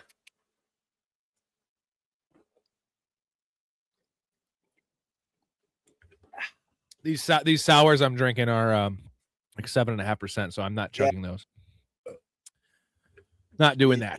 Not doing that. Where are we at here? Warm Miller. Cruz says I'm in tears. Y'all cracking me up. Good shit. Why are you drinking warm beer? Because that's what I got. Colby, Ray's voice is good, but damn, Rob, you sound like a version of Fergie and Jesus. I love how when he's getting ready to say that quote, like Will Ferrell, like thinks he's gonna say something negative. He's like kind of like scared, and he's just like, yeah, it sounds like Fergie and Jesus. Dad, we're men, okay? That means a few things. We like to shit with the door open. We talk about pussy. We go on riverboat gambling trips. We make our own beef jerky. That's what we do. And now that is all wrecked. We literally have never done any of those things. I'm pretty sure that was me and Rob's conversation when he moved out when we lived together. That he broke the news to me that he was moving out. And I was just like, well, we can't do these things anymore. And that never happened. What's the most appalling one of those four? So it's riverboat gambling trips, make our own beef jerky, talk about pussy, and what's the other one? Shit with the door open. Yeah. So okay, what's the most believable? So shitting with the door open is probably most believable. No doubt, 100%. Okay, and then it's making the beef jerky. I'm saying, especially that age. You know what I mean? Like if they're 40. I'm saying with these characters, with John C. Reilly, right? No, I'm saying the most realistic. At least out of beef those jerky is second. Beef jerky second most realistic. He does nothing. What's the third most? Riverboat gambling trips. Riverboat gambling trips, or talking about pussy. Well, definitely riverboat gambling trip. They ain't happening. They don't do that. That's a fake fucking thing. But they don't talk about pussy either. Actually, maybe Dale. Maybe he's got to talk pussy about him with him all the time. But he's also a virgin. And more importantly, why he'd be talking to his dad to make him think he's not a virgin. I see, because I'm picturing like a 40-year-old version where they put him on the spot and he's like feels like a big bag of sand because I'm talking the opposite where he's Catherine talking Hahn like, rides him, he's like it's so slippery. Like he didn't know pussy's slippery. Right. Like anyone that's had pussy knows it's slippery. Right. Imagine when Brennan's talking about like, yeah, bro, like that's sort of what you're thinking that like John C. Reilly do. John C. Reilly, his character is so deranged, he would literally because like he would just go into some dirty porn that he watched because he did it already. When he's talking about Good Will Hunting, he's like, "That's Good Will Hunting, isn't it?" No, that's my life. No, that's a scene. And he had all the Penthouse magazines. And then there's that. Okay, good call. So Riverboat gambling trip is the most unlikely. That didn't happen. I would guess yes. At least the bottom two. Yeah. The bottom two. I love how it's not like we gamble. It's a riverboat gambling trips. Like, I've never been on one of those. Like I like gamble all the time. But you never been to the Elgin Riverboat? You've been to a riverboat gambling trip. Not I guess trip. I'm thinking of like I was thinking of like what's the shitty movie with the Rock? Old school. No, what's that shitty movie with the Rock? Jungle Cruise. Jungle Cruise. Yeah, something like that. Yeah. Where it's moving down the Nile. Or hey, for more importantly, for local for us, the Fox River, Potawatomi, with those I'm saying like the river, those river boats, but like with gambling on it, basically. Yeah. Is Bette Midler the witch in Hocus Pocus? Is that right? She's one of the three. Yeah. Yeah, okay. Her, I just think of her from Seinfeld. The one from Sex and the City, Sarah Jessica Parker. She looks like a fucking horse, bro. Dude, South Park did her so perfect on that, and she is a horse, dude. How was that the main? How did they cast her as the main in that show? Like, no, she's okay. Bro. I mean, technically, by most guys' standards, she's like thin. HBO fucked it up. Like that was thin, you know. Like, that was early HBO. Early HBO was so good, and it's like they dropped the ball on casting for her. At least, like to your point. That was not a good cast. Well, you have that friend that like his wife's thin and they just think that she's hot because she's thin, like because a lot of guys can't get thin girls, and it's like, but she looks like a horse, but she's skinny, but she got nothing to her, but she's skinny. Like I don't give a fuck. By the way, you know the third. So the third Hocus Pocus witch was the woman who plays Peggy Hill. Oh shit. Yeah. So her, Sarah Jessica Parker, and Bette Midler. That was the original three. Oh. She's the one. She's the one with John Lovett's wife in Rat Race. John Lovett's pretty great. I was saying that, you know what I'm talking about. You've got a stomach full of white dog shit, and you lay this shit on me. So Dale, what have you been working on recently? Well, I manage a baseball team. Little League? Fantasy League. By the way, that makes so much sense what he does because I just noticed this. When he says that, I'm managing a team, and she believes it because, dude, he has that wristband on, like the sweatband. I'm just saying, like, just for him to sort of try to sell the idea a little more. Like, you know, I mean, I'm not saying he did a good job, but she does it because he literally admits so he had no fantasy. But I'm just saying, like, I didn't notice that before. Like, he picks up his drink. Yeah, I coach a baseball team or manage a baseball team and drinks his drink, and that's when he has the wristband, the sweatband, more importantly. Yeah. And she's like, "Oh, Little League fantasy." It's like, "Oh, you're really going in with that, huh?" All these, I love how all the quotes they give me. I'm just playing the wrong clip because those are the only three I have uploaded from when we did Step Brothers, right? Which is pretty good. I wish I had those clips, but those are all the three I have. By the way, I need to upload more, but this is the D-Gen shit right here from Mark. When I used to bet heavy on sports, I would bet on Chinese basketball at like 4 a.m. No idea about the teams, just some straight D-Gen shit. He'd live bet the over and unders. That's some wild shit. So Mark, you want to know how you're not that big of a degenerate? You did not bet on German pretzel cutting at 4 a.m. in the morning. You did that? No, of course. I'm not a degenerate. Clearly. No. What is that? Is that a thing? So, Rob, they take a soft pretzel, and what it is you need an eyeball where you think would be a 50-50 cut, because then you cut it and they weigh it. So whoever comes to like like for a pound for whatever the fuck they do over there for the actual normal weight, we do the metric system that we don't do. So I'm saying they basically eyeball it to cut it in half, and then they weigh it. And there's a video that's how I found out about this. It's like you were degenerate, but I'm betting on 3 or 4 a.m. German pretzel. Well, sometimes though, isn't like one, regardless of like I guess you have to manage like the 50-50, but also if one side's fatter than the other side, you know what I mean? You have to figure out which side might be fatter or have more salt on it.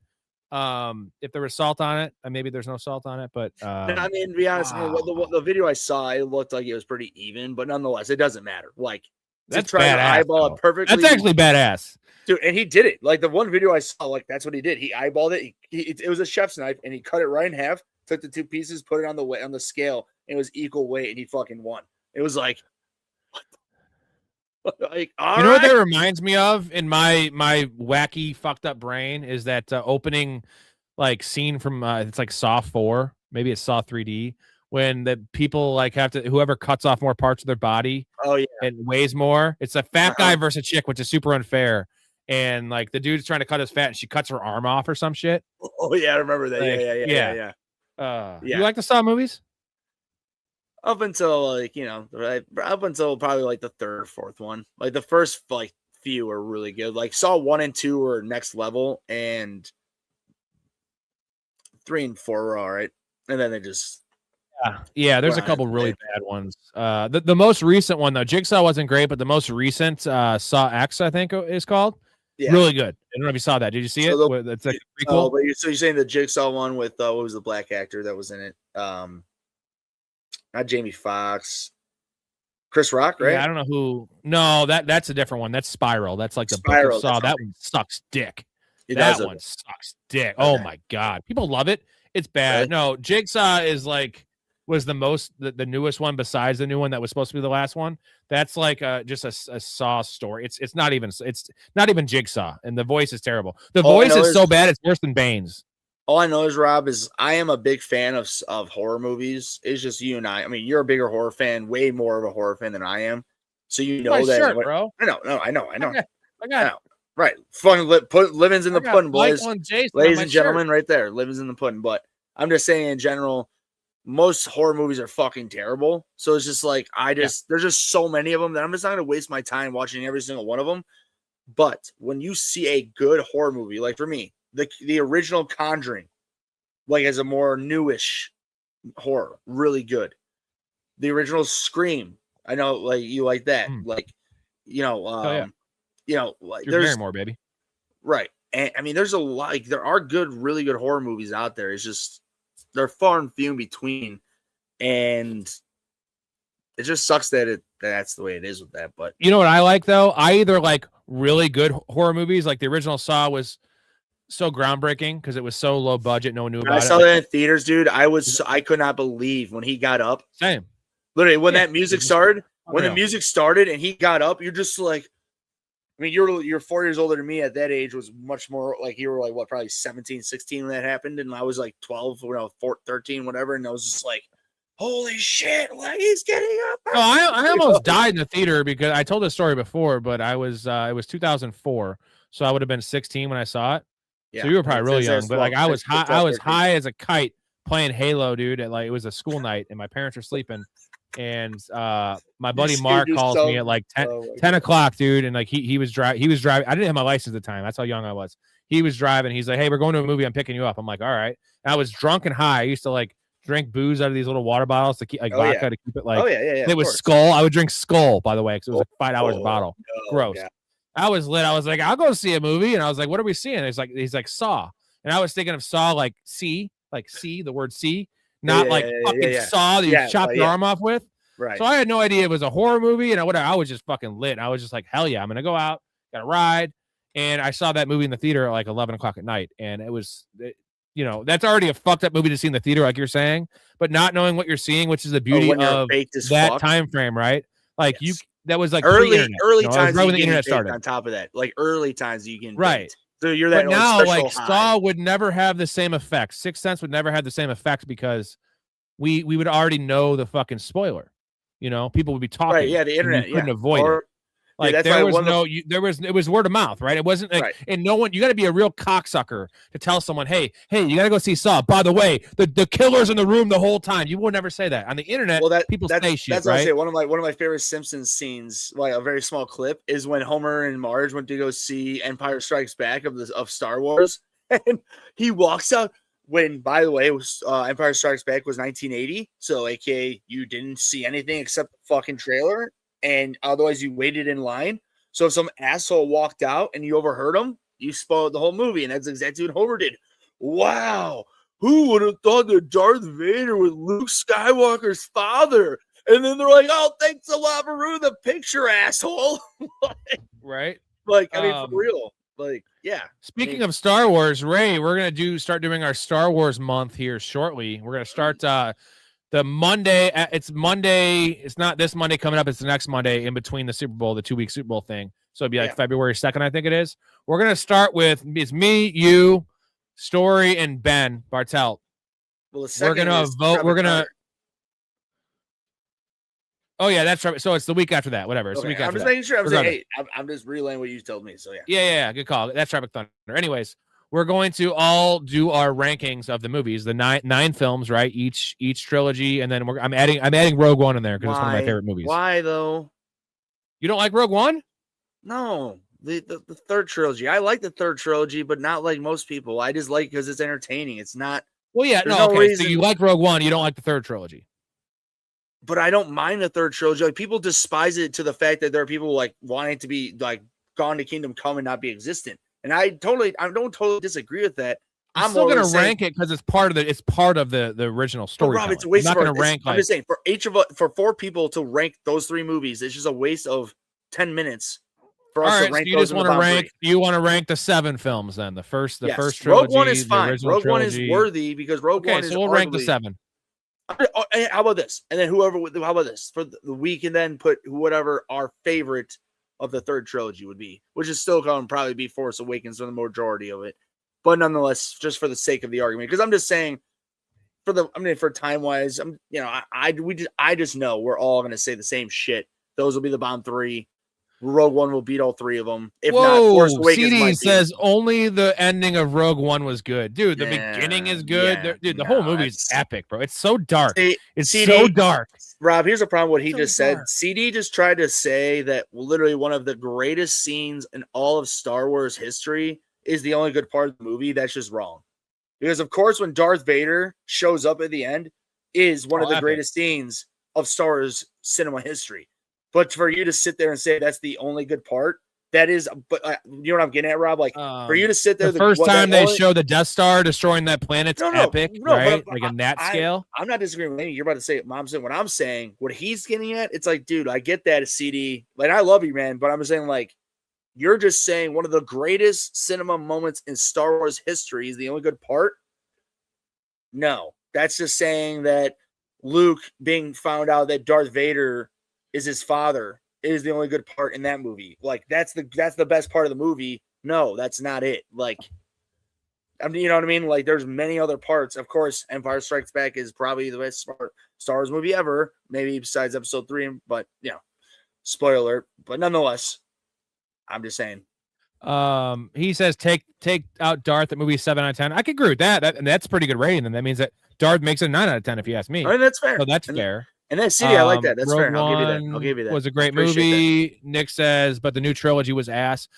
Force Awakens is pretty good. That's pretty good. I was happy with that one. The second one, number 8, is atrocious. It's so bad. That little I'm not face they have, like the light. It's so bad. People are. I would say the third one is the worst compared to the second one. It progressively just gets worse. The third one, yeah. Especially I'm surprised Ray didn't come out as a dude at the end of the third one. That would be very up to par with Hollywood. This will make everybody laugh. So, of course, me nicknamed Ray. When I found out, I don't give a shit if she was a girl, but her name was Ray. Like when the trailer came out, I was just like, oh boy, here we go. So I worked at the Lick in South Elgin, Rob, at the time, and one of my customers who came in, he was a year or 2 younger than you. He called me. I mean, he knew my name was Ray. He called me Ray, and he lived in South Elgin. We went to the Elgin cinema, the Marcus Theater over there, to go watch Force Awakens. And then, so when it was so quiet in the whole theater. Opening night, midnight, and when the whatever the woman in the market's like, "What's your name?" Ray. dead silent fucking theater. And I went last minute. That was when you could buy tickets like for individual seats. I didn't get any. I was like my buddy was 2 rows in front of me, like around the same area in the middle of the theater. All of a sudden, he's drunk as fuck. Like if he's not blacked out, he's like a drink or 2 away from it. All of a sudden, he just yells in the middle of a silent theater, "Ray!" Dude, I tried so hard not to laugh, dude. I was like, because again, she's just like, "Ray."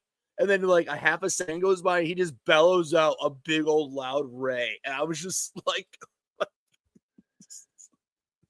oh my God. Sorry, Mark, we're going to get to your comment to end the show. Mark has a great comment to end the show. This is the true one. Colby says managing a fantasy baseball team is no joke. I gave up on baseball because of that. It's hard, man. It's a gruel. It is hard. I had a year. So my league was so deep, bro. It was 15 offensive players because there was flexes. Like, it was like all the positions. And it was a second/shortstop, first/third plus flexes, and 10 pitchers. So it was 25 starting roster spots. And I had 1,200 moves one year to win. 1,200 moves. And like I did the math on like how much time I spent in this league, and it was a $200 buy-in, but it was like $1 an hour, bro. It was I wanted to win that bad. Thank you for answering my questions. I was literally about to ask. So what did it come out to where your winnings for your hourly payment? $1 an hour. So that's I probably spent 1,000 hours on that is just never worth it at all. Dude, like I'm not I enjoyed it. Okay, so why don't you do it still? Because I can't pay attention to the league that much. Yeah, whatever you want to say. All right, here we go. End the show. This is I love this comment here because I did this with my wife. She never really watched it, so I want to hear your take on this one. Mark has never watched Star Wars and he plans on it. What order should he watch it in? Star Wars is a unique situation where it's not, the films don't release in chronological order. Technically, 1, 2, and 3 are a prequel. 4, 5, and 6 would be after that. So chronological order is 1, 2, 3, Rogue One, 4, 5, 6. I guess if you want to throw the Solo, Han Solo's movie, that would be probably before Rogue One. But let's not add that in there. Let's just do these ones. No, Rob, I'm saying if you want to get real like canonical with it, you watch the animated series Rebel Wars. Yeah, well, let's not. We can't get into all that warm. But I'm saying, let's like, talk about the movies. But yeah. So we have 4, 5, 6, 1, 2, 3, and we're gonna add Rogue One because that's a very pinnacle part. It's right in between 3 and 4. I'll say this, Mark: are you a loser turd, 2-second, headed person who I'm just hating on younger people? I know this is rhetorical. I know you're not. Because what I'll say this is that like if I already told my younger cousins in their teens or 20s to watch this, I would say them just to watch the originals. And if they hate the originals, don't even bother because like for them to not get past the technology, I'm saying younger people, right? If you're older, Mark, you're older than what I'm talking about. Like you're old, like a little my age or a little older. So you mean Rob's age, whatever. But I'm saying like start with this episode 1. So you just because as a matter of fact, George Lucas said after the third trilogy or the second trilogy was released, they should be watching chronological order. Now, Rob, I will say personally, I would not watch Rogue One until after you watch the whole original 6, just because that is not part of the Skywalker storyline, which is what the main 6 movies are about. It's about the Skywalker. The Rogue One ends right at the start of A New Hope. It literally is. I get that, but Rob, it's about the like normal rebel. But Rob, it'd be about you and me, normal people who are not a part of the Force. It's in the same universe, clearly in the same timeline. I'm just saying, watching it in original 1 through 6, I would watch Rogue One after that because I feel like you would get more appreciation out of it after because that's why I really liked Rogue One because I got a lot of appreciation out of it because I watched all the original 6 movies 10 times over after that when that movie was released. So to like understand where that is in that timeline, because like if you're just gonna watch it, it has nothing to do with the Skywalker trilogy, like the Skywalker timeline. I'm sorry, in the story, except the ending and I understand that the whole point of the movie is to get the Death Star thing, which ends up going into New Hope. I understand that, Rob. I'm just saying. So you're saying you want to watch 1, 2, 3, 4, 5, 6 Rogue One in that order? Yes. Okay. Just so, because, because Mark, that's the answer. I want to watch 1, 2, 3 Rogue One, 4, 5, 6. So that you're throwing Rogue One. You can actually make the decision after you watch the third one, because then you can make your own decision. But I feel like I made Erica, my wife did, she knew about Star Wars. Oh, and I was like, I want to watch it with you. And I made her watch it 1 through 6. Made her do it, but I'm telling you what normal people who learn Star Wars did it and got more appreciation out of it. So maybe you should listen to somebody who did it in order and didn't force somebody to do it. I don't know. Well, this was before Rogue One. This was before Rogue One was released. I'm fucking with you. So we didn't have the option of Rogue One. So we went 1, 2, 3, 4, 5, 6. And obviously I watched the originals before. I watched 4, 5, 6, 1, 2, 3.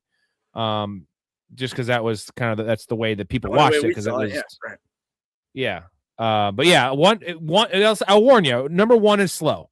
There's a lot of good stuff in episode 1. I like episode 1 more than I like episode 2. So my favorite one, spoiler, I'm going to give it away, is episode 3 is my favorite of all the Star Wars.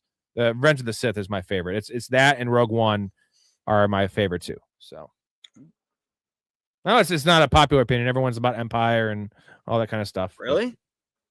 Turn of the Jedi. Popular opinion? That is a popular opinion, right? That's what people like. We've had to talk about this. Now people like episode 3, but forever they didn't. I don't give a shit what forever. I'm talking right now where we stand and speak. This is what we're talking to a friend who has never watched it, where we stand and speak. Okay? Oh, God. Look who's in here. Look who's fucking in here. Look at this fucking guy. He's real quick. Just saying, real quick. Yeah, there he is. Star Wars sucks. You know what that reminds me of? By the way, shout out Storey. Star Wars sucks. Star Trek rules. You know what that reminds me of? Is the gang wrestles for the troops and It's Always Sunny. America sucks. Terrorists rule. Cricket. Like, you got me. Storey, you love Star Wars. Shut the fuck up. Yeah. Story. CDs. It's not just 3. The original trilogy has much better lightsaber battles because the choreography was actually good. If you watch the lightsaber battles in 4, 5, and 6, they're like old men fighting with lightsabers. You watch the first 3, it's like gymnasts fighting with fucking lightsabers, because the technology got so much better. Of Adam Driver and fucking Daisy Ridley in the episode 9 on that fucking like in the waves in the water.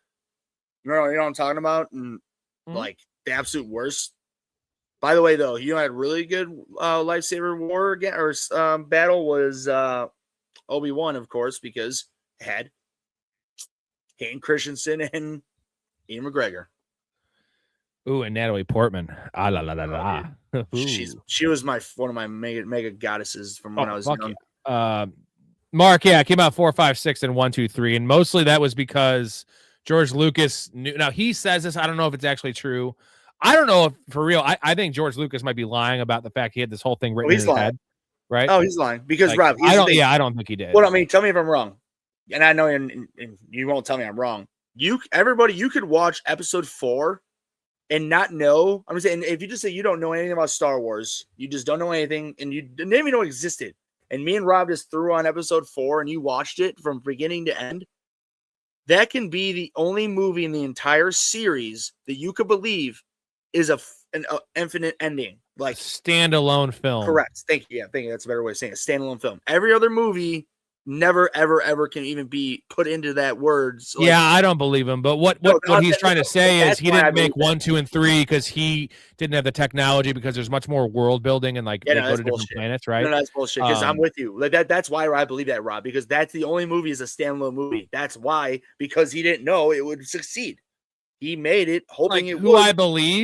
I believe James Cameron when he says that he had Terminator 2 written before Terminator 1, and he couldn't make Terminator 2 because the T-1000 was not possible with the technology he had in 1985. So like the Star Wars thing, I get it's the thing is I just think George Lucas wants to make it bigger. He doesn't need to make it any bigger than it is because George Lucas is a fucking billionaire. Fucking billionaire. By the way, dude, that video of him signing over Star Wars to Disney is one of the saddest videos I've ever seen in my life. Because he signs it and he looks up. It literally looks like a puppy dog who just lost their owner and he just wants to kill himself. Is it like the Is it like the remember the fever pitch when he's trying to sign away his tickets? Remember that movie? He did get $4 billion. So like for me to say that, like, oh, so far you got $4 billion. But I mean, dude, like, look at what Disney did to it. That's why he looked that way. Like he knew that they were not going to do it justice. As a matter of fact, have you seen Fever Pitch, Ray? No, I know what it is, but no.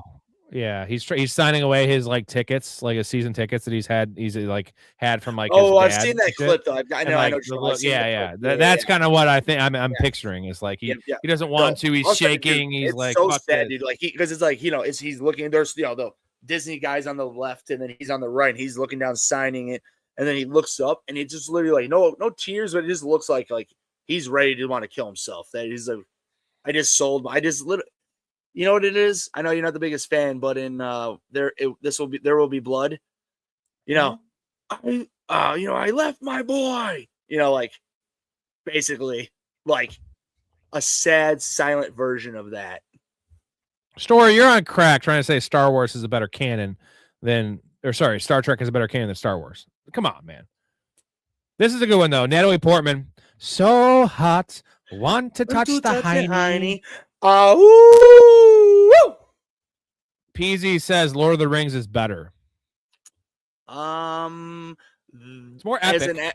As an actual just trilogy movie, like whatever trilogy, the first or second trilogy of Star Wars, you want to put up against the Lord of the Rings? No, they're not. Lord of the Rings is better, but the overall arcing story that if George Lucas was able to continue and not sell out because he was just tired. He's old. Like, Lord of the Rings, I'll just say yes. Lord of the Rings is PZ's right. Lord of the Rings is better on the surface and even more in depth to a point, but Star Wars is not. Dude, Star Wars, here's the thing. If people don't want to admit this, Star Wars is religious and Lord of the Rings is religious. Both of them are. As a matter of fact, Rob, I'm going to be straight up here. J.R. Tolkien, he admitted, like, he wrote Lord of the Rings based on like Christian Catholic religion, and he like there's many characters on different things. So I'm just saying, like, both things. God, because they don't like it anymore. What I'm saying, Star Wars is the same difference though. The Force, saying like the good, bad, like, I mean, I know it's surfacely much different, but in the reality, heaven, hell, good, evil, the Sith, like. Just good and evil, being a good person, like we talk about and you always talk about and harp on, like as we should be, Do you remember my take about Lord of the Rings? Real good, PC Lord of the Rings is amazing. Storey, I know you remember this take that Return of the King's bad. Yeah, fuck you. No, yeah, not PC. bad. I feel like it's my PC, least favorite film. It's my least favorite film of the trilogy, and I don't like The Hobbit either. I don't like The Hobbit. That's fair. I told you The Hobbit is one book and they do a trilogy. That's the problem. It's fine. It's fine. What do you mean it's but fine? A trilogy. No, I rank them. I rank them. 9 hours of movies for one book. That's personal rank is the Two Towers, Fellowship of the Ring, and then Return of the King is third. It doesn't mean I don't like it. I just don't think it's as good as the other films. No, it's dude. It ends 4 times. There's 4 endings. Why do you got to end a movie 4 times? It's like Maybe Titanic. read the book and you'll find out. I don't want to. Well, don't bitch about the fucking book in the movie. Oh, God. CD says Harry Potter is better. By the way, Harry Potter just stole Lord of the Rings. What Lord of the Rings was written in like 1954. Harry Potter was written in like 1990. In the 1990s, right? Mm-hmm. It's the same thing. I just tried watching it. I just tried watching The Sorcerer's Stone. So do you know anything about I just can't do it. Do you know anything about Professor Snape? You know what I'm talking about? What's his name? Alan Rickman? The character Alan he played Rickman? No, I don't. I know who Alan Rickman is, though. Okay, so Alan Rickman plays Professor Snape, who is Harry Potter's opposite house. He's in whatever the fuck he was in, but Snape is in like the evil house in Harry Potter. Basically, dude, I'm gonna tell you right now. Harry Potter, though, has one of the greatest ultimate character twists and arcs of all time, and like it's not even close. Alan Rickman's character. Long story short, he's in love with Harry Potter's mother, and she dies, and he finds her like when she died, and there's so much shit that goes into this, but I'm just long story short though, like the whole movie, the whole series, everybody thinks that he wants Harry Potter dead. He hates Harry Potter, this and that. he was actually protecting Harry Potter the entire series because he was always in love with his mother, who died 15 years before that, and Dumbledore, who was in charge of the whole fucking, school in Harry Potter's, universe, like, was basically, like, farming him up to get murdered by the main villain of the whole series. And this guy, and Alan Rickman's character, figures it out and, like, saves Harry Potter, dude. Like, it's one of the greatest character twists, plot twists, character arcs of all time. So that, I will say, is really good about Harry. I mean, there's a lot of things good about Harry Potter, but Lord of the Rings, real quick, Star Wars is better than Harry. CDs, hop into YouTube. Hop over to YouTube. I mean, we're getting done here in the show any minute, but you can actually, they can't see your comments. I can see your comments because you're a Twitch viewer. You're like our only Twitch subscriber. We appreciate that. Hop over to YouTube, and you can actually interact with the chat and talk to the other people because they can't see your comments unless I put them up. Just some word of advice. If you could do that, it'd be awesome. If not, I mean, we like you being on Twitch as well. So, all right. Storey agrees with you about the Tolkien thing, all that. For sure, CDs. Appreciate you, my dude. Appreciate all you guys. What a weird, wacky show. We only talked probably about 45 minutes of football, hour of football. I'll go real quick. I'll go through my bets one more time. If any of you guys are tuning in late, we'll go to the bets. Yeah. Here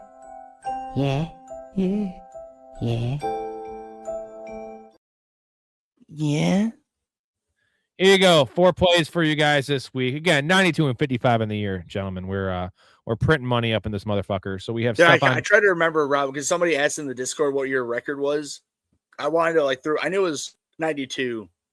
I couldn't remember what the losses was, so I didn't want to put out a number that was wrong. But whatever it was, I was like, said 1,000,000. Diggs over 44.5 receiving yards. Sam Darnold over 5.5 rushing yards. Devontae Adams over 47.5 receiving yards, and the tiny dancer Kenneth Walker under 115.5. Shout out to Storey for kind of helping me with that one because that is a very, very high fucking number. Again, get in the Discord, get in the Patreon, get these odds early. I know football's getting winding down, but we have next year we're gonna have a lot of NFL futures for the NFL draft, which is going to be super exciting. Can't wait for that. So, how many fantasy points did they get from Stidham? I have no idea. I just threw it all on the 19. Biscuit just because I had the chance. So, why not? It's a quarterback. You have to. Right. It's not going to get you negative in this league. So,